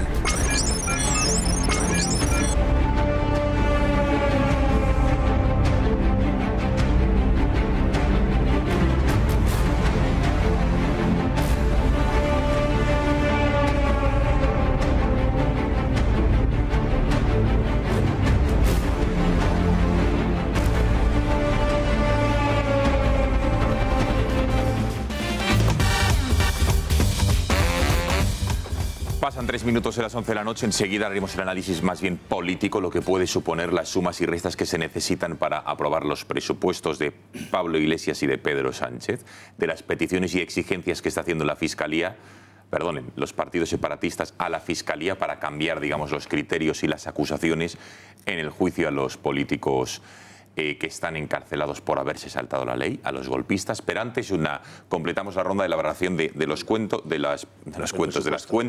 con las sumas y restas. Rosa, Balbás e Iván, venga. Yo tres reflexiones breves y una pregunta a Diego. Reflexiones, la curiosidad que me produce ver cómo Pablo Iglesias parece que va marcando el umbral de lo que es la riqueza. Porque hay que acordarse cuando Pablo Iglesias decía que ricos eran los que cobraban más de 50.000 euros al año. Cuando él empezó a cobrar 50.000 euros al año ha subido un poquito el listón y ahora las rentas, la riqueza, las rentas muy altas son los 130.000. Claro, cuando él pues empiece a tener activos con su casa, con sus sueldos, con su Parlamento Europeo, con tal, por más de X millones, empezará a elevar el listón. La segunda cuestión, estamos hablando del pacto, la negociación a la que han llegado socialistas y miembros de Podemos. Esto no es una negociación. O sea, los de Podemos han dicho que así se firma y que no se toca ni una coma. Y que ya consiga Pedro Sánchez convencer a algunos nacionalistas de que firmen ese acuerdo tal y como lo han dejado ellos. Eso es un chantaje, una manera muy hábil de negociar por parte de Podemos y muy torpe por parte de Pedro Sánchez, que parece estar empeñado, y ahí va la tercera reflexión, empeñado en hundir España. Y como apuntaba antes Román, yo creo que es el momento de reclamar responsabilidades más allá de las responsabilidades políticas, no solo que los electores puedan con su voto castigar a quien ha arruinado un país, sino que cuando de antemano se sabe que unas cuentas van a ser perjudiciales para la economía de un país, los responsables políticos de eso tengan una responsabilidad más allá de las urnas. Y la pregunta a Diego, estamos hablando de presupuestos sin datos. Yo no sé porque he estado leyendo, claro. Tenemos datos. Por eso hay algunos datos, no están todos, no está el pormenorizado el detalle, pero sí he leído hoy si va a suponer una reducción del coste estructural del Estado. Porque yo creo que hay que incidir dentro de todo este mare magnum de números que son los presupuestos generales del Estado, lo que cuesta mantener el Estado, lo que cuestan los funcionarios, las autonomías, las diputaciones provinciales. Y ahí parece que nunca quieren hacer recortes de un color político y otro, pero en este caso, ¿cómo está Diego. la cuestión? El recortazo que han querido insinuar que van a hacer supone el 0,8% del gasto público. Entonces, claro, yo creo que si un país está a la cabeza de Europa en déficit y se promete que el próximo año quizá hay un ajuste de 0,8% del gasto, yo creo que eso no es realmente muy serio. Pero además yo creo que es importante decir que no hay medidas concretas, que no hay un plan claro de reducción del gasto, y yo cada vez que vengo aquí ofrezco medidas, ofrezco ideas. Por ejemplo, la IREF, la Autoridad Independiente de Responsabilidad Fiscal, está auditando 35.000 millones de euros de gasto en subvenciones. Pues reduzcamos las subvenciones en un tercio, a la mitad o por completo, y estaríamos hablando de un ajuste ya importante, de decenas de millones de euros. Podríamos quitarnos algunos impuestos por completo de encima con ese ajuste. Todo ese margen de despilfarro que hay en las comunidades autónomas, que recaudan por un lado y gastan por otro lado, sin conexión ninguna entre lo que recaudan y lo que gastan. Bueno, ahí también se puede ganar, y ganar mucha eficiencia, porque el ejemplo de Madrid frente a otras regiones clama al cielo. Y no es solo el caso de Madrid, sino que hay muchos otros ejemplos. Bien. Cómo se gestiona la educación en Castilla y León, los mejores resultados de España, uno de los menores costes, y en País Vasco, los mayores costes de España y entre los peores resultados. Claro, pero no... Balbás e Iván. De eso no hay nada en el presupuesto. Bueno, yo creo que la desaceleración económica está en marcha en todo el mundo, no es una cosa española, es una cosa que tiene que ver pues, con la globalización, sobre todo con Estados Unidos y China, el tema de los aranceles y la subida del petróleo y los tipos de interés, como muy bien decía Orcajo. Los tipos de interés que van al alza, y eso ha iniciado una desaceleración que ha unido a que lo que se llamaba los emergentes ahora son divergentes pero hacia abajo. Es decir, que esos ya pues, no están tirando de la demanda internacional, ¿no? Entonces, las medidas tributarias del gobierno de Sánchez pues, son 5.600 millones. Es decir, una cosa bastante pequeñita, porque ya el total de ingresos de España este año son 466.000 millones aproximadamente, y se van a cifrar, según el cuadro macro del gobierno, en 493.000. por su propia naturaleza. Yo de los 5.600, que es lo que está discutiendo, que es esto del impuesto de sociedades con un mínimo de un 15, desde luego de lo internacional van a poder hacer poco, podrán hablar de las exenciones y de algunas cosas de mínimo. Pero bueno, esos son 1.700 millones, que la partida más gorda son sociedades muy grandes que están en el extranjero y que tienen mucho fuera y que también dependerá de sus ingresos allí. No dependen dependen de la coyuntura internacional. Son 1.700 millones. De las transacciones financieras, de los 850, yo creo que será un poco más de la mitad. Yo no creo que eso sea seguro que se va a ver.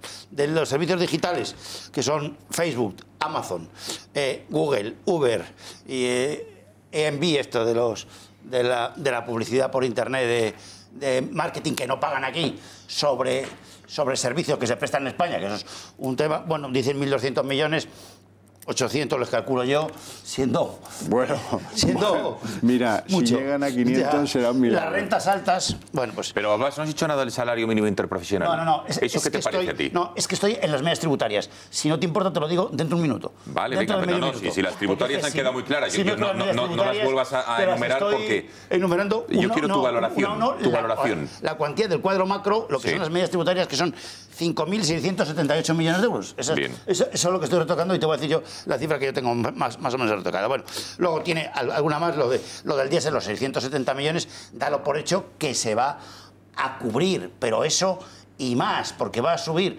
el gasoil y la gasolina fuertemente, porque ahora mismo está como a 80-85 el petróleo, y es que va a ir a más. O sea, al paso que vamos va a ir a más. Ya México ha dicho que no va a soltar más petróleo que lo suyo, o sea, que tela. Bien. Eso lo acaba de decir. Salario mínimo interprofesional, Balbás, Bueno, ¿qué te parece? ¿Estás de acuerdo en esa subida del 20 y pico? Ahí me descuadra a mí en 700, 800 millones, casi 1.000, ¿vale? Entonces, bien. No, la medida de los 900 euros. De los 900 euros, yo creo que en un año, de un año a otro, no se debería hacer. Se podría retocar a que fueran 3 años, porque eso no es gran cuantía, es decir, que a los presupuestos son simplemente medidas de reparto. Pero claro, llevar de 735 el mínimo, sin tocar los mínimos de autónomos, para que no paguen los 400 millones, los 400 euros al año, que son 336 al mes para el autónomo, que no tiene margen, si es que hay algunos que no tienen margen. Entonces, eso o lo haces en conjunto o no deberías hacerlo en un año, hazlo en 2 o en 3, porque sí que es una medida social que tiene perspectiva de cierto reparto de la riqueza que hemos creado, porque hemos creado en estos 4 años de la recuperación o 3 años de la recuperación, pues riqueza. Bien. Entonces, eso se debe repartir y los salarios en España son, como se dice la gente, salarios basura. Y pasar de 735 eso sin duda. al 3% de la población o al 2,5% que afecta, según mis cálculos, son como el 2,5% de la población, es una cantidad muy pequeña y no supone más de un efecto económico de 300 millones al año. O sea, Iván, es una cosa mínima. Todo. Venga, turno de Iván. Bueno, vamos a ver, la economía es la ciencia de la asignación más óptima posible de recursos escasos y susceptibles de ser utilizados de otra manera, de maneras alternativas. Esto es algo que estos dos señores que han firmado los presupuestos no tienen ni noticia. Uno estudia economía, el otro no estudia nada. El otro es un puro teórico de la política, un profesor universitario, un gran lector de Gramsci y de otros autores políticos que no tiene ni noción de economía. No solo no tiene ni noción de economía, sino que ninguno de los dos tiene absolutamente ninguna noción de cómo se crea empleo. Y cuando hacemos unos presupuestos generales del Estado, o cuando alguien hace unos presupuestos generales del Estado, uno de sus principales objetivos debería ser crear empleo en España. ¿Por qué? Porque España tiene tradicionalmente una tasa de desempleo bastante elevada. 3 millones. Es un país en el que cuesta mucho crear empleo y además hace falta que se crezca bastante para que el empleo se siga creando. En cuanto se desacelera el crecimiento, se desacelera aún más la creación de empleo. Es decir, generamos desempleo con mucha facilidad. Si lo que queremos es generar empleo, las medidas que se tienen que tomar, y yo creo que ya después de 200 años de historia económica, las tenemos bastante claras. Son exactamente las contrarias a las que están tomando estos dos señores. No se genera empleo subiendo impuestos, no se genera empleo generando más déficit, no se genera empleo poniendo aún más trabas a las personas que crean empleo, que curiosamente no son los políticos, cosa que piensan los de uno y otro lado. No, el empleo lo crea el pequeño comerciante, el autónomo, el pequeño empresario, incluso también las grandes empresas.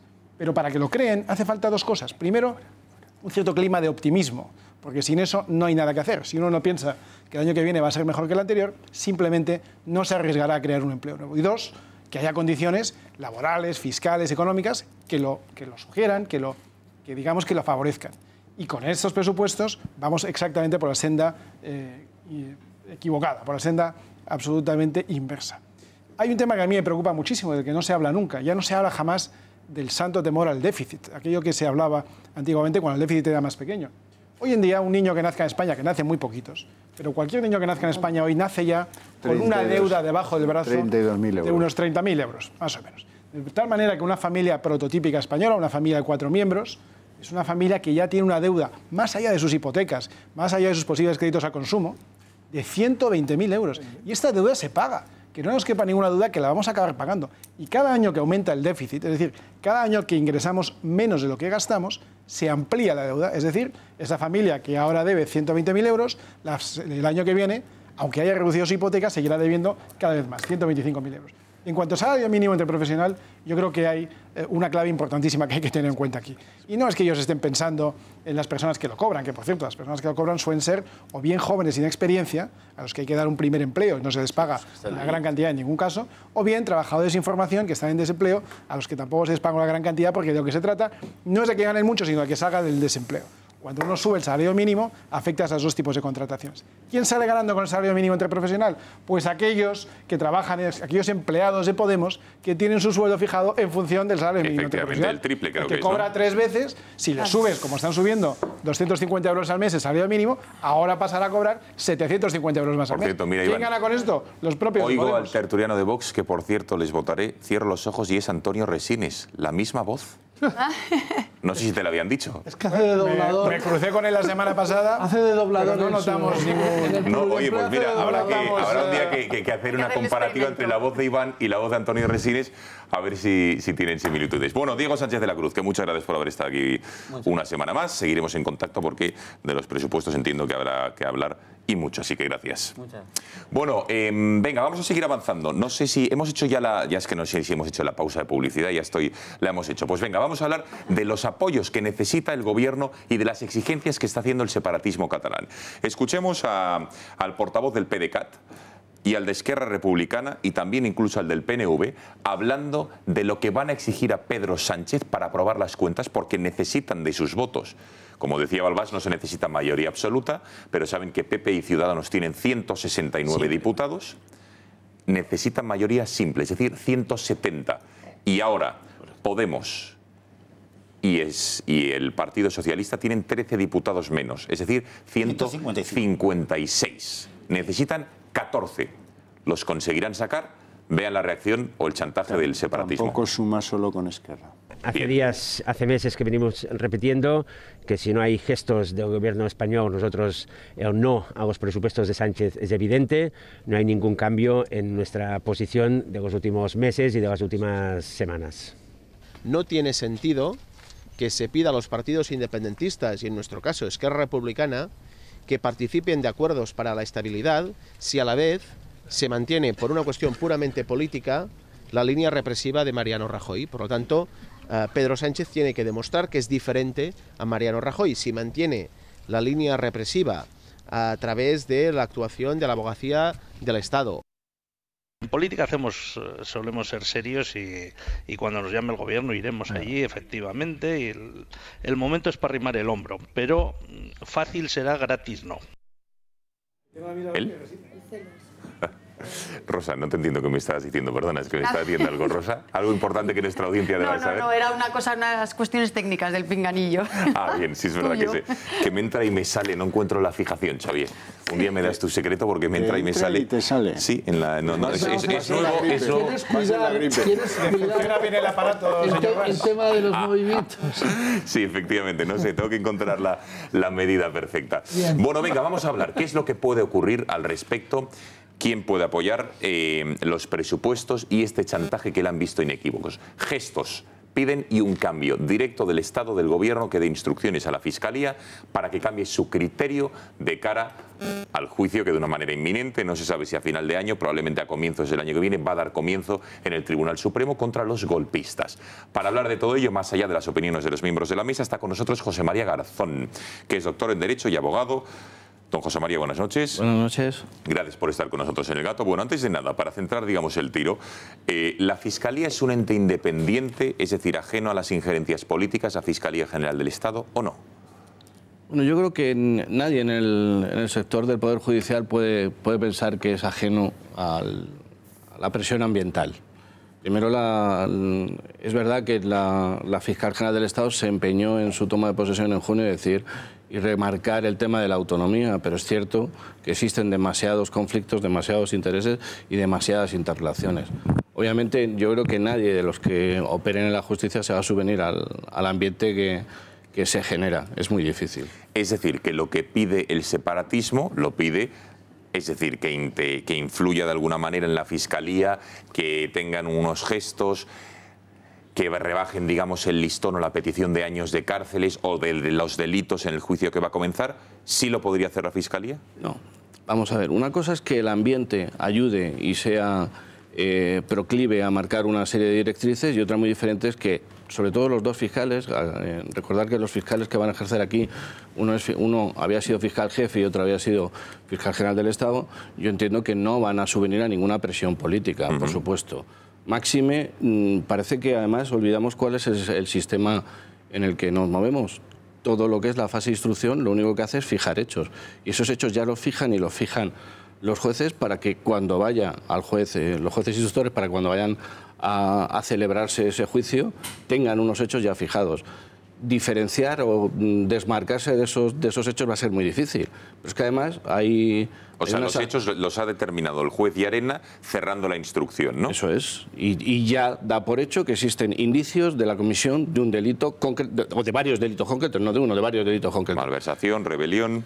Efectivamente, rebajar ese presupuesto por parte de la Fiscalía no tendría mucho sentido, sobre todo cuando además hay acusaciones populares que están personadas en la causa y no van a marcar la versión oficial solo ese camino del proceso, sino que además las acusaciones, por ende, recordemos el caso Filesa, la acusación oficial, el Ministerio Público no ejerció esa acusación y, sin embargo, las acusaciones populares fueron las que llevaron al final esa... Bien, ¿cuándo debe la Fiscalía presentar, digamos, su escrito de acusación sobre los líderes separatistas que están en este momento en la cárcel y que próximamente van a ser...? Muy en breve, o sea... Muy en breve. ¿Hablamos de semanas, de días? De semanas, inminente, de carácter inminente. Una vez que se pasan los autos, se pasan a su calificación y además es un hecho público y notorio.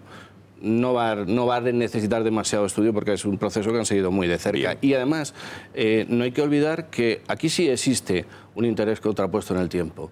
Alargar el proceso sería acudir próximo a las siguientes elecciones y hacerlo rápido sería separar una cosa de la otra. Yo entiendo que la oportunidad judicial sería hacerlo cuanto antes posible para no mezclar, para no tener más injerencias políticas de las que per se ya lleva esta cuestión. Bien, ha dejado claro que el juez instructor, cuando cerró la instrucción y lo elevó, digamos, a la sala a la espera del juicio, ha dejado claro los indicios de los delitos, con lo cual la Fiscalía a lo mejor no cambia la tipología de los delitos, pero sí que puede pedir, por ejemplo, que de rebelión puede pasar de pedir 15, 20 o 30 años. Es decir, ¿la Fiscalía puede cambiar la petición del número de años de condena? Vamos a ver. Primero, aquí son importantes las tres notas que van a marcar este juicio. Lo primero es si existe o no violencia, que es una cuestión que se va a discutir y que evidentemente va a marcar ya la diferencia entre la rebelión y la sedición. Bien. Uno. Dos, la malversación de fondos, que lo que va a hacer en ese concurso de delitos es elevar las penas a la parte más alta. Evidentemente, el hecho de que ni siquiera ahora consideraran una pena sería tampoco fijo, porque todo esto sería lo que marcaría realmente el final sería en las calificaciones definitivas, no en estas provisionales, que podrían derivar de esa...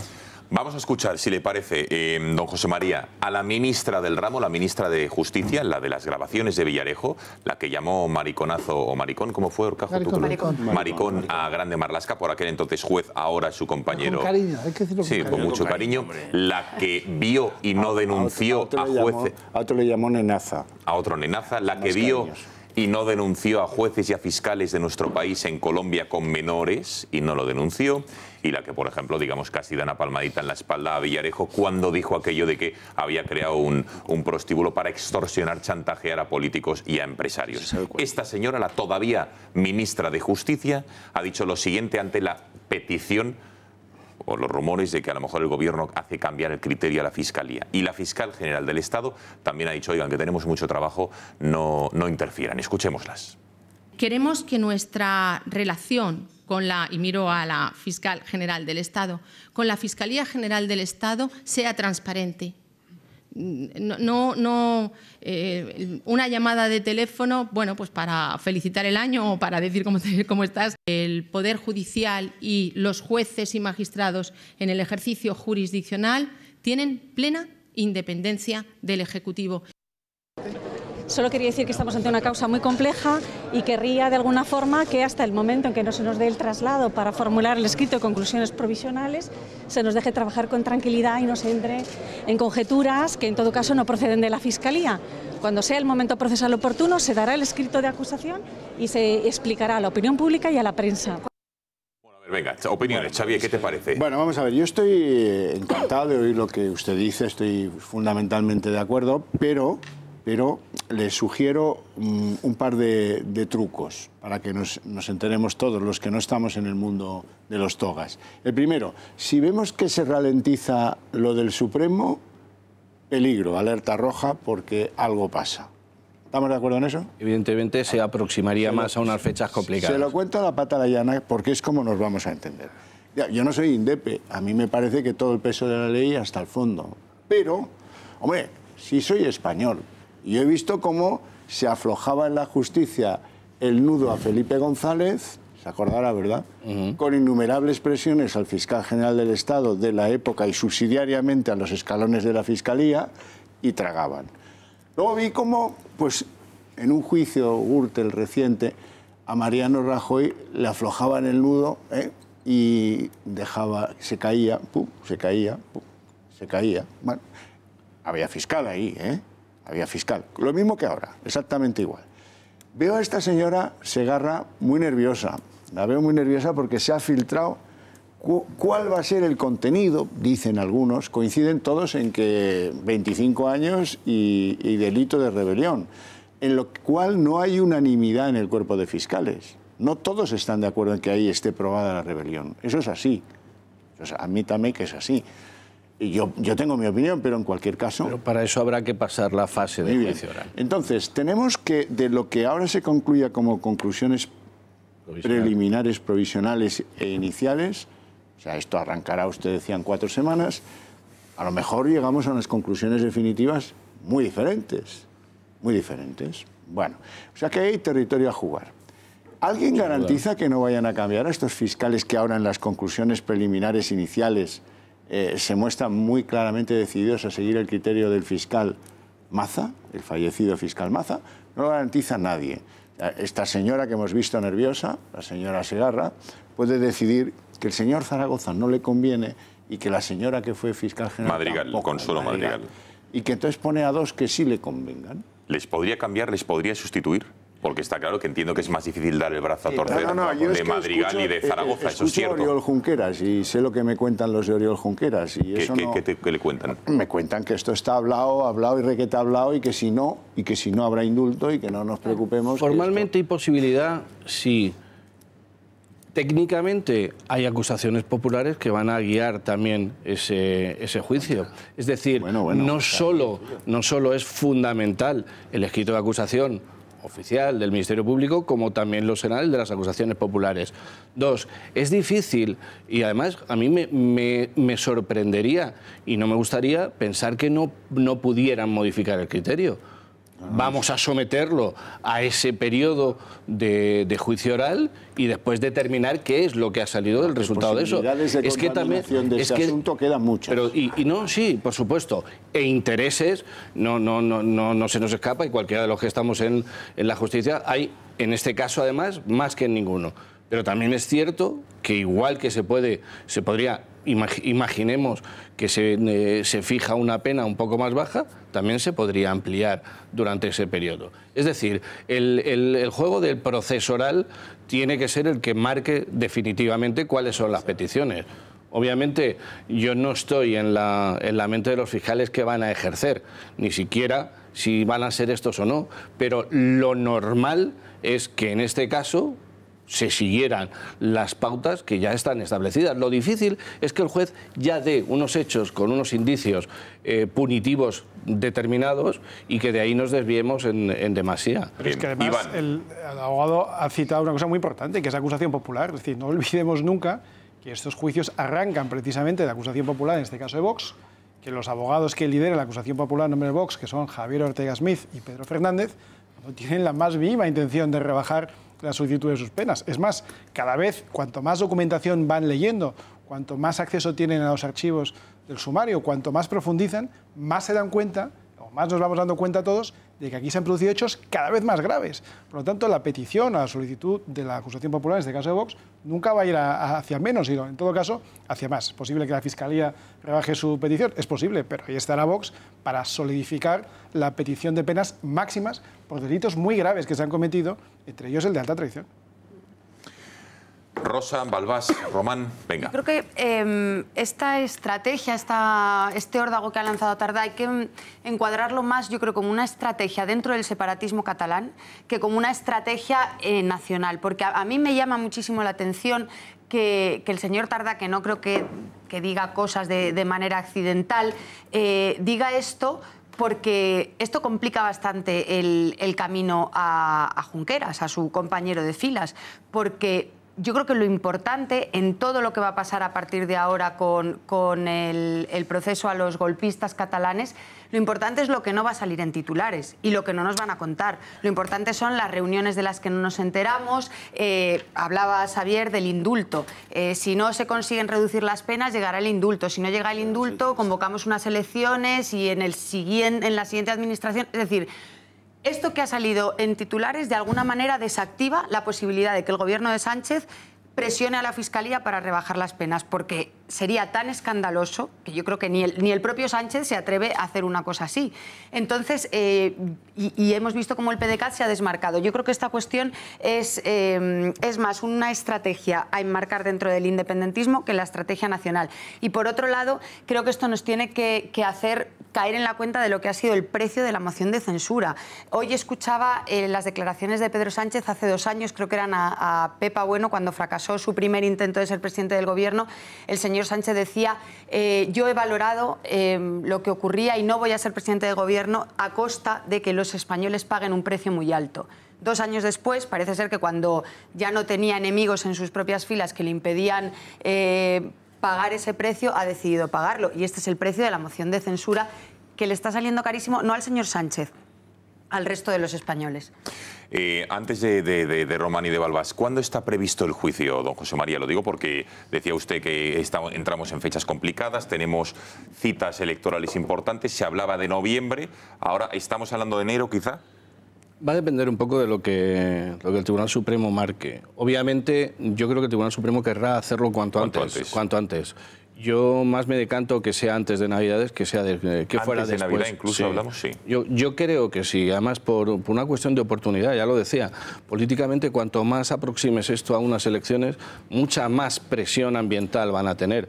Es mucho más fácil hacerlo con anterioridad. Y un juicio de estas características, ¿cuánto se podría demorar en el tiempo, alargar? Si empieza en diciembre, por ejemplo, que es 2 meses... Un par de meses. Un par de meses parece lo razonable, que es lo que se puede establecer para este tipo de... También depende un poco de lo que las acusaciones marquen y den guerra, como decimos. A ver, Balbás y Román. Bueno, yo creo que el asunto catalán se está cambiando los parámetros, ¿no? Torra perdió ayer, la semana pasada, 6 votaciones. Vete tú a saber, dentro de 2 meses, cómo está la situación política, si pinta algo Torra o ya no pinta, porque tú vete a saber allí quién pierde las votaciones o quién las gana, ¿no? Porque Oriol está enfrentadísimo ya a Puigdemont, eso es público y notorio, y desde luego la presión sobre los fiscales escenificada así no sirve de nada.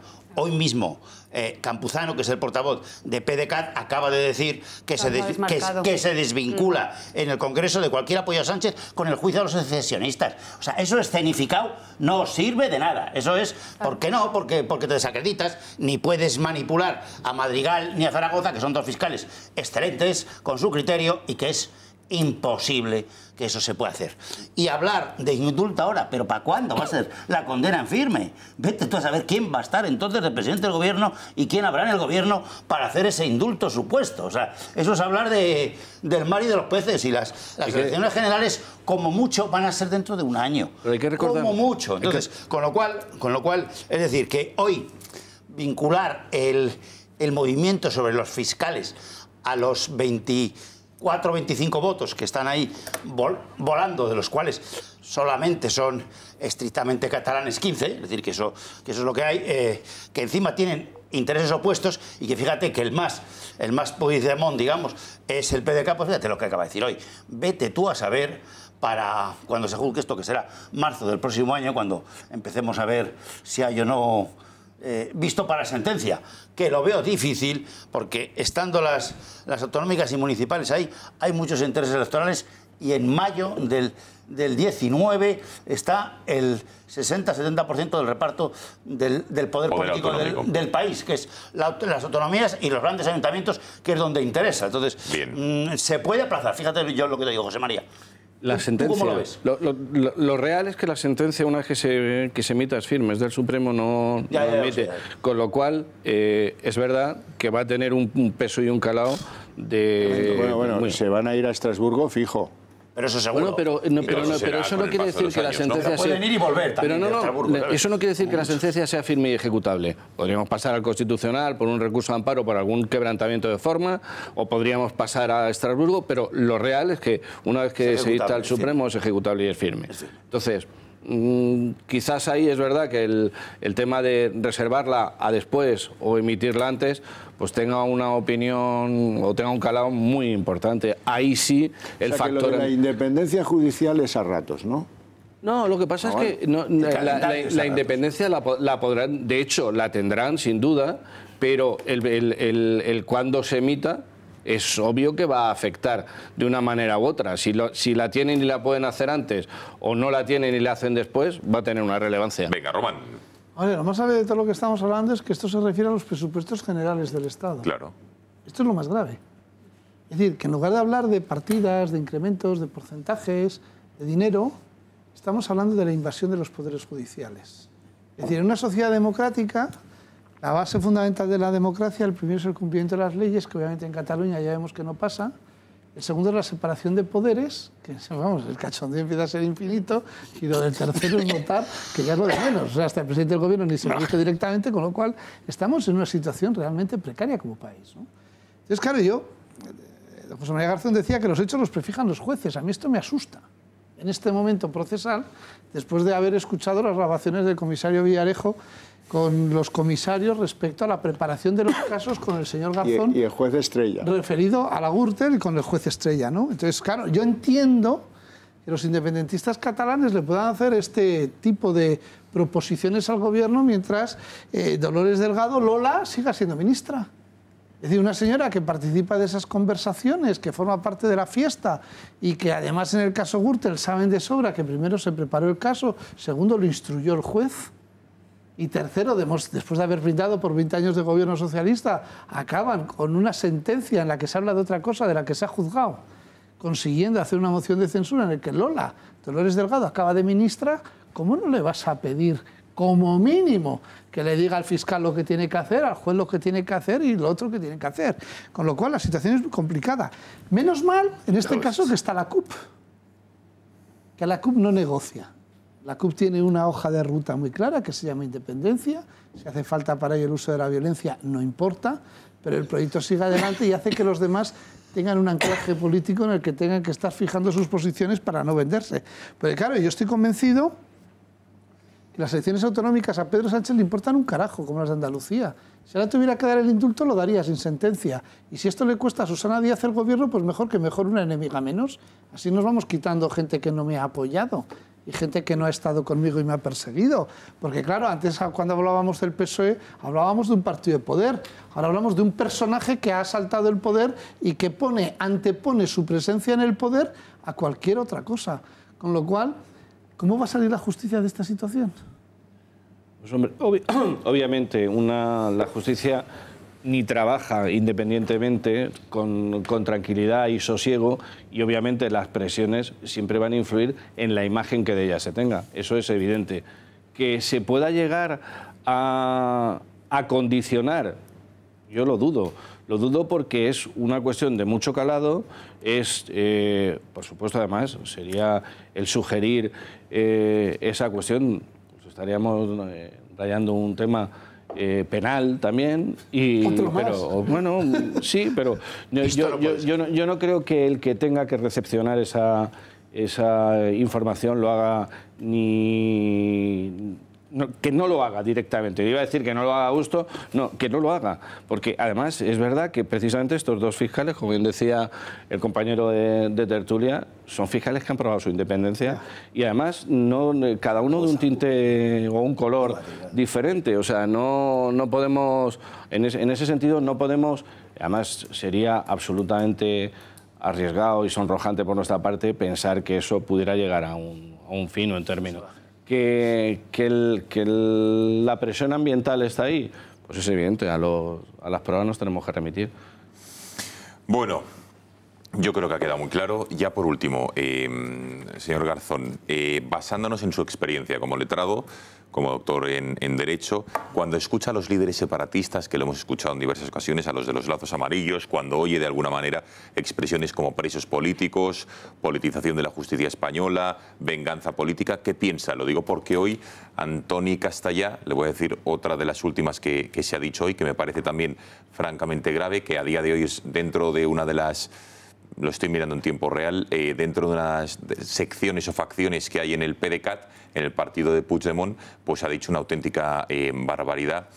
Probablemente si no estuviéramos en el marco de la Unión Europea tendrían la tentación de fusilarnos como a companys, ha dicho este señor, ¿no? Cuando escuchamos todo este tipo de declaraciones, ¿usted qué piensa? Lo digo porque no sé si presos políticos, etcétera, ¿no? Mira, yo supongo que la gente lo que no querrá es saber cuál es mi opinión personal. Sí querrá saber cuál es la opinión profesional. Eso es, por eso basándonos en su experiencia de letrado. Precisamente esa es la cuestión que yo vengo a decir. Yo creo que la mejor definición de esta cuestión es filibusterismo legal.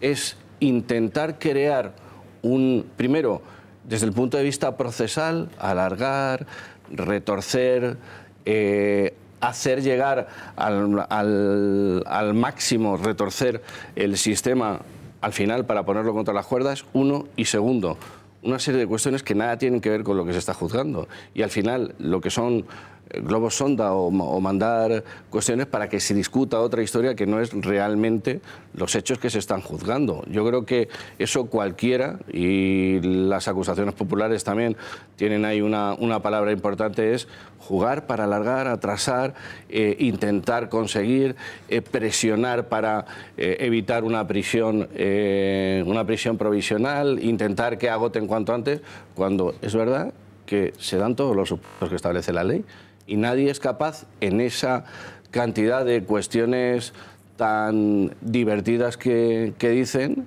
de dar ni una sola justificación jurídica que sea razonable. Yo por lo menos hasta ahora no la he oído. Bueno, don José María, que muchísimas gracias por haber estado esta noche en el Gatón. Por cierto, antes de cerrar página, que sepan que está siendo trending topic la Universidad de Gerona, que no es Girona, porque publica en su página web, tiene en la página frontal un lazo amarillo y el hashtag Llibertat Presos Polítics. Lo digo para que lo sepan ustedes y que sepan ya, antes hablamos de educación y de la ideología que hay, del adoctrinamiento que hay, pues esta, sin lugar a dudas, probablemente esté a la cabeza. Bueno, vamos a hablar de, ahí lo ven, Libertad Presos Políticos, en la Universidad de Gerona, pública, en fin. Vamos a hablar de Arnaldo Otegi. El pasado 8 de septiembre hemos conocido este fin de semana una preocupante, a la vez que indignante, portada de un periódico de este país, del Correo, que decía lo siguiente. ¿La podemos ver? Menos mal que existe la portada. No, bueno, menos mal. Zapatero y Otegi se reúnen en el caserío donde se fraguó la tregua de ETA. Mantuvieron un encuentro en el Goibar el pasado 8 de septiembre a petición del líder de EH Bildu. Es lo que dice. Otras informaciones que hemos ido conociendo a lo largo de la jornada decía que este encuentro se había producido, digamos, o que Pedro Sánchez al conocer o al ser conocedor de este encuentro le había pedido a Zapatero que, digamos, intentase gestionar o negociar el apoyo de Bildu, que tiene 2 diputados, como saben, a los presupuestos, ¿no? Vamos a recordar que eso lo que decía Zapatero ya de Otegi en el año 2006, en una entrevista que le hicieron en Telecinco en este caso, cuando todavía ETA mataba, cuando había muertos encima de la mesa, pistolas, sangre. Y esto es lo que decía de él. Y luego también la reacción evidente que se ha producido después de conocer esta noticia, tanto de Ciudadanos como del Partido Popular. Enseguida le preguntaremos a Iván Espinosa qué es lo que opina Vox al ver este tipo de reacciones. Lo vemos. Arnaldo Otegi ha hecho un discurso por la paz, por abrir una etapa política distinta en Euskadi. Y ahora nos enteramos que también se ha reunido con Otegi. A mí lo que me preocupa es que el señor Sánchez envíe a Zapatero para negociar presupuestos o conseguir, en este caso, concesiones a la antigua Batasuna o Otegi en este caso. Yo, desde luego, no solo no comparto esa política, sino que le quiero pedir y le pido explicaciones al señor Sánchez, que dé la cara. El señor Zapatero, ¿qué está jugando exactamente? ¿Avergonzarnos? Que no vamos a tolerar que se escriba la historia de ETA sin contar con las víctimas del terrorismo. Que no vamos a tolerar que el Gobierno de España pacte con aquellos que asesinaron, secuestraron e hirieron a miles de personas. Venga, Iván, ¿qué te parece esta noticia? Yo, aparte de lo que estaba escuchando ahora, que es que me da muchísimo respeto cuando oigo hablar de las víctimas de terrorismo, que han sido tan abandonadas y que son un sector de sociedad con el que tan mal se han portado los políticos de todos los partidos. En los últimos 10 años o 15 años, no así anteriormente, pero los últimos 10 o 15 años se puede generalizar bastante. Los políticos se han portado muy mal con las víctimas del terrorismo y me daría pena pensar que ya se está utilizando ahora otra vez. Respecto a la reunión de Arnaldo Otegi con el señor Zapatero, el señor Otegi es un terrorista, un asesino, un delincuente, posteriormente metido a político, y esto no hay que perderlo de vista. A mí me sigue asombrando cuando veo que Otegi va por la calle, por ejemplo en Barcelona, y la gente se hace selfies con él o le pide autógrafos. O sea, me produce un rechazo frontal, absoluto. Hemos perdido como nación, hemos perdido por completo la noción de qué es el terrorismo, de qué ha sido ETA, pero no hace 50 años, hace 10, que seguían matando, ¿no? Sigue habiendo multitud de víctimas de terrorismo, cientos de casos que todavía no han sido resueltos, cientos de casos en los que los terroristas que están identificados no quieren colaborar para esclarecer quién asesinó a ciertas personas o cómo sucedían ciertos hechos. Hay todavía muchos hijos y muchísimos nietos que no saben quién mató a su padre. Que todavía estemos dándole un mínimo grado de relevancia al señor Otegi, que se le permita figurar, que sea noticia, que se reúna con él el señor Zapatero, pues yo creo que es síntoma de esa enfermedad colectiva que estamos sufriendo, ¿no? Ya no digo nada de cuando en esta última semana hemos escuchado a tantos periodistas, a tantos políticos decir que a Vox no hay que darle su sitio porque somos unos radicales, ¿no? Esos mismos periodistas que entrevistan al señor Otegi, esos mismos periodistas que dan cobertura al señor Otegi, hoy no quieren que pueda hablar el partido de José Antonio Ortega Lara. Es que hemos perdido por completo el norte en este país. Yo creo que ya va siendo hora de que vayamos restaurando un poco las nociones básicas de quién es quién y quién ha sido quién en la historia muy reciente de España. Bueno, a ver, Balbás, ¿qué te parece que a quien aupaste a la Moncloa se haya reunido hace un mes con Otegi? Bueno, yo creo que esto es un juego suyo de Zapatero, que... Juego sucio. Suyo, de él. Ah, suyo, había entendido sucio, perdón. El gobierno de hoy le ha desmentido la portavoz del gobierno, con lo cual mentiría la portavoz del gobierno. Ha dicho que ni a la ida... Cosa que tú no ves posible. No lo veo posible. En este caso no, porque es muy grave, porque está por medio de las víctimas del terrorismo. Ella solo miente con su patrimonio, En una cifra pequeña, en una cifra pequeña del presupuesto se puede decir algo, pero bueno. Entonces, yo creo que la reunión en el Goibar, que está en el Duranguesado, en Guipúzcoa, Pues eso fue el 8 de septiembre. El 8 de septiembre no había ni pinta de presupuestos. Y nadie le encargó nada a Zapatero. Anda, que no tendrían a otros para que hable con Otegi o con Bildu o con quien fuera si hubiera que hablar, pero no con una persona tan demoníaca y tan lisiada como esta políticamente, porque ya la Unión de Estados Americanos le llama de todo, el representante de Maduro, del país asesino, en fin, una cosa imbécil. Que es poco. Eso se lo llamó, me parece... El secretario general de la OEA. Con respeto, ¿no? Creo que sí, el secretario general de la OEA. El secretario general de la OEA le llamó ya hasta imbécil. Es decir, que esto es un juego de él que a la vuelta que ha sido el 11 de octubre, que es cuando se ha firmado el pacto político presupuestario entre el PSOE y Podemos, pues yo creo que es que no tienen que contar con él para nada. Si Zapatero ni pinta nada en el PSOE, ni pinta nada en los medios de comunicación españoles, ni en la política española. Entonces, meterle como que ha sido interlocutor es darle pábulo. Pero ya, si la portavoz del Gobierno y ministra de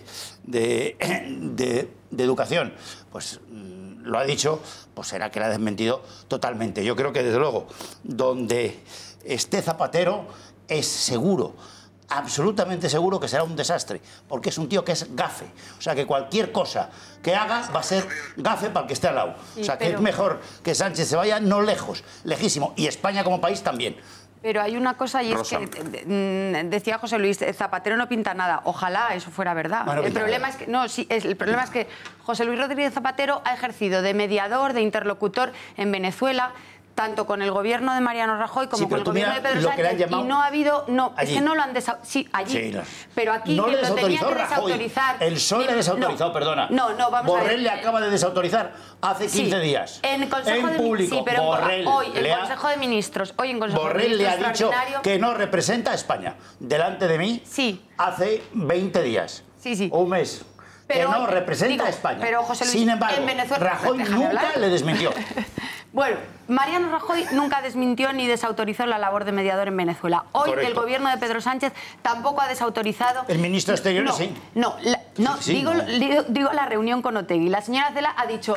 El señor Sánchez no conocía ni antes y después la reunión. No ha dicho nadie del gobierno conocía, no ha dicho estamos en desacuerdo. Hombre, pues me parece poquísimo. Porque si un miembro de tu partido se reúne con un representante de los etarras y después sale el señor Eguiguren diciendo que a colación de esa reunión tan reciente, tan última en el tiempo, se acuerda de cuando el señor Rodríguez Zapatero estaba dispuesto a indultar a todos los etarras porque lo consideraba apropiado, que la portavoz del gobierno solamente diga que el señor Sánchez no sabía nada, a mí me parece que es una desautorización muy pequeñita y que era necesario algo más. Por lo tanto, yo creo que el señor Rodríguez Zapatero pinta, desgraciadamente para España, más de lo que debería. Y ahí, siguiendo con el hilo de la mención que hacía Iván a las víctimas del terrorismo, yo creo que en estas cuestiones es muy fácil saber dónde colocarse. Dignidad y Justicia, la asociación presidida por Daniel Portero, ha emitido, digamos, un comunicado en el que rompe relaciones con el gobierno de Sánchez, al que considera traidor por esta reunión, sin esperar a que Sánchez diga si tenía o no tenía conocimiento de la reunión. Y yo creo que en estas cuestiones hay que estar con las víctimas, claramente. Román, Xavier. A mí lo que más me preocupa es que el Partido Socialista Obrero Español con ETA ya nos ha mentido muchas veces. Claro. Demasiadas. Aquí se han juntado en la reunión el que claudicó como presidente del gobierno ante ETA con el que facilitó la claudicación de ETA. Y todos los demás partidos han comprado la mentira oficial de la derrota de ETA. Si ETA hubiera estado derrotada, no tendríamos el problema de los 349 casos sin resolver de ETA. Si ETA hubiera sido derrotada, se hubieran entregado las armas que posiblemente acaben utilizándose en Cataluña con Terra Lliure. Si ETA hubiera estado derrotada, no estaría condicionando ayuntamientos, presupuestos y la acción política del Partido Nacionalista Vasco en Euskadi. ETA no está derrotada, pero algunos se empeñan en decir que sí.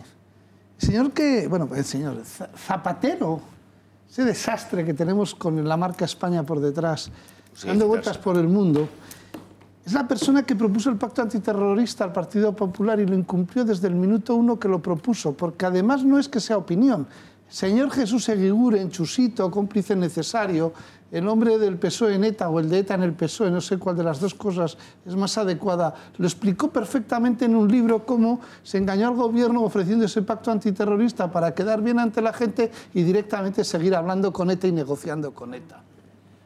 Ante esa situación, ¿qué vamos a creer? ¿Qué vamos a esperar? ¿Que la portavoz del gobierno ha dicho no sabíamos, no me lo creo? Es decir, Zapatero es un back office del Partido Socialista, en el que puede ser un verso suelto, pero muy utilizado para muchas cosas. Al que se le puede decir ahora que efectivamente entonces no existían los presupuestos, llama por teléfono a tu amigo Arnaldo y a ver si nos apoya con los 2 votos que tiene Bildu, porque pueden ser imprescindibles o necesarios. Me gustaría ver a Pedro Sánchez diciendo, para que quede constancia de que no tenemos nada que ver y que no niego el apoyo de los 2 votos, y si los presupuestos se fueran a aprobar son con los votos de Bildu, los retiro. ¿A que no? No. ¿A que no? Porque al señor Sánchez le vale todo, y en él mismo la mentira es patente y manifiesta. Porque iba a ir al Senado a explicar un error de una cita mal puesta en su libro, en una edición, y sale despellejado corriendo, huyendo como un cobarde, porque dice que ir al Senado a explicar la tesis electoral es lodazar, convertir en un lodazar el Senado. ¿Desde cuándo un doctor, que cuando coges a un tío que ha hecho de verdad la tesis doctoral a lo largo de la vida, te puede dar un coñazo sobre lo que investigó, lo que contó, lo que no, porque es un trabajo de verdad, es incapaz de ir al... No, yo en mi casa tengo varios doctores y vamos, te puedo contar, hasta mi hermano pequeño ensayando la lectura de tesis doctoral cogió una fiebre que casi se muere. La tesis era dar más tomar, sobre elementos finitos indeterminados, una cosa de ingenieros horrible. Sánchez no puede ir al Senado porque no puede explicar eso. Sánchez no puede ir a ningún sitio porque está preso de los independentistas en Cataluña, de Bildu en Euskadi y de Podemos en Madrid. Porque si no, no podría gobernar. Porque puso una moción de censura para organizar unas elecciones y no las han convocado. Y en lugar de convocar elecciones se pone a lo del rey. No le podemos creer. Y mientras tanto, Bildu, ETA, se reúne con el expresidente del Partido Socialista, expresidente del Gobierno de España, el Partido Socialista. Y solo tienen que decir que no sabíamos qué pasaba. No me lo creo. Una vez más, ETA el PSOE engañándonos con ETA a los españoles. Bueno, enseguida la opinión de Xavier Horcajo. Tenemos que hacer una última pausa de publicidad y enseguida les voy a preguntar, a ver si la averiguan, ¿quién ha dicho que los que fueron al acto del Palacio de Vistalegre de Vox hace una semana, 8 días, eran familias de ir a misa en Mercedes-Benz? Lo ha dicho un diputado hoy en el Congreso de los Diputados, descalificando ya no solo a la formación, a Vox, que le ha caído de todo, que está bien, sino ya también a los que ya asistieron. Publicidad y estamos de vuelta.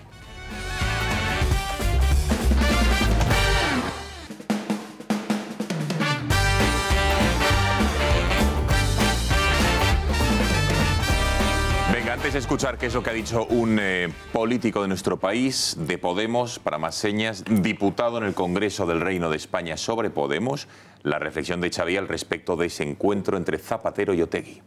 Me parece una vergüenza que se vaya y a un caserío Algoibar a ver a este tipo. O sea, es que de verdad que no hay recato, no hay medida. Solo le quedan ya Kim Il-sung, Daniel Ortega, por abogar por causas perdidas, ¿no?, de dictadores tal. Y en España le queda un objetivo, que es Villarejo.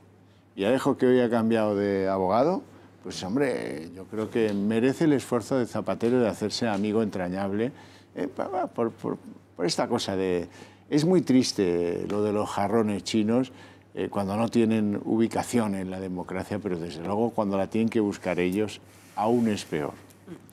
Bueno, venga, y última, lo prometido es deuda. Íñigo Rejón, en este instituto del 25M, que celebraba Podemos el pasado fin de semana, dijo lo siguiente al respecto de Vox, y ya no tanto el partido, sino la gente que ahí acudió, y el fenómeno este que ahora, en esta semana, desde luego, todo el mundo habla de la formación de Santiago Abascal. Antes no existía, sí lo hacían redes sociales, pero ahora en los medios de comunicación solo existe Vox. Vean. Yo sé que queda muy bien escribir en algunos medios que en realidad, ojo con el peligro, puede pasar, pero de momento no nos fustiguemos más de lo necesario. Lo que había el otro día era más bien familias de ir a misa en Mercedes. Es verdad, y lo digo con todo el respeto porque esos también tienen derecho a voto. Iván, ¿sabes lo que había? Familias de ir a misa en Mercedes. El domingo, porque yo me moví mucho por ahí y di la mano a mucha gente. Allí había unos tíos y unas tías que te daban la mano, que tienen unas manos como panes. de trabajar todos los días, no como este vago que no ha trabajado un día de su vida, que como un día lo encuentre por la calle le van a dar con esa mano para que diga ¡toma! El Mercedes-Benz que tengo yo, este es mi Mercedes-Benz. Las manos de trabajar, lo que no ha hecho este tío en su vida. Estos son los tíos que vinieron al acto de Vista Alegre, tíos que trabajan, tíos que están en los polígonos y tías que están todos los días sufriendo para traer un sueldo a casa. Tíos y tías que son autónomos, que lo pasan mal, que no llegan a fin de mes con facilidad y que están hartos de las soluciones de la izquierda que les promete todo y luego no les da nada. Tenemos muchísimos exvotantes de Podemos, por eso están tan preocupados, porque no le estamos quitando votos de las marquesas de Barrio Salamanca al PP, le estamos quitando votos a Podemos, porque ya está bien tantas tonterías. Y el próximo día que se encuentre por la calle con uno de esos 10.000 que fue para allá y que dice que fue con un Mercedes-Benz, a lo mejor se lleva una sorpresa. Bueno. Ojo, que no, con esa mano, ¿cómo es? ¿Cómo eran las manos, Iván? Como panes. Como panes. Pero si es que es panes, como ganas de panes.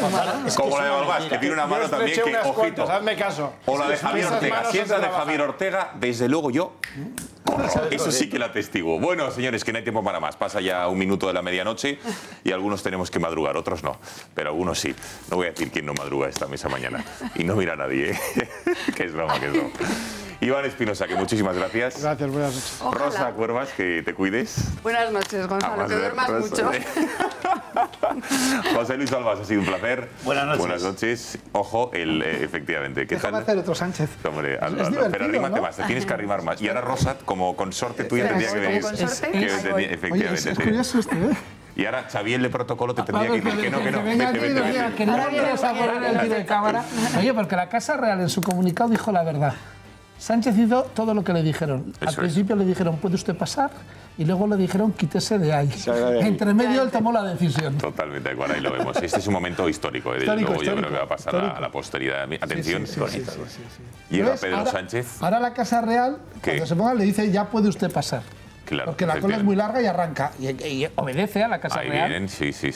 Evidentemente, ningún saludo protocolario, una mano como si fuera cualquier otra persona. No se la choca de milagro. Efectivamente, a la reina igual. Ahora Viene Begoña y ahí... es cuando Pedro Sánchez improvisa. Y se queda ahí, ¿no? Ahora improvisa y se queda. Ana Pastor les saluda porque es educada, pero se queda parada porque dice, de aquí no hay que seguir. Y ahora la Casa Real les vuelve a dar instrucciones. Márchense de aquí. Y se van. Y el gesto de enfado. El gesto de enfado. Y le dicen, márchese de aquí. Y se va. Váyase, señor Sánchez. Este tío le tendría que tener contratado al PP ya. Porque saca de este protocolo. Pues no es mala este efecto, hacer un homenaje a este señor. Bueno, Xavier Cajó, que gracias. A Masfer y a todos ustedes. Gracias por... No, ya quédate aquí, Román, y despedimos juntos. Román, despide tú, venga, la 3, por favor. El gato muere mañana. Venga.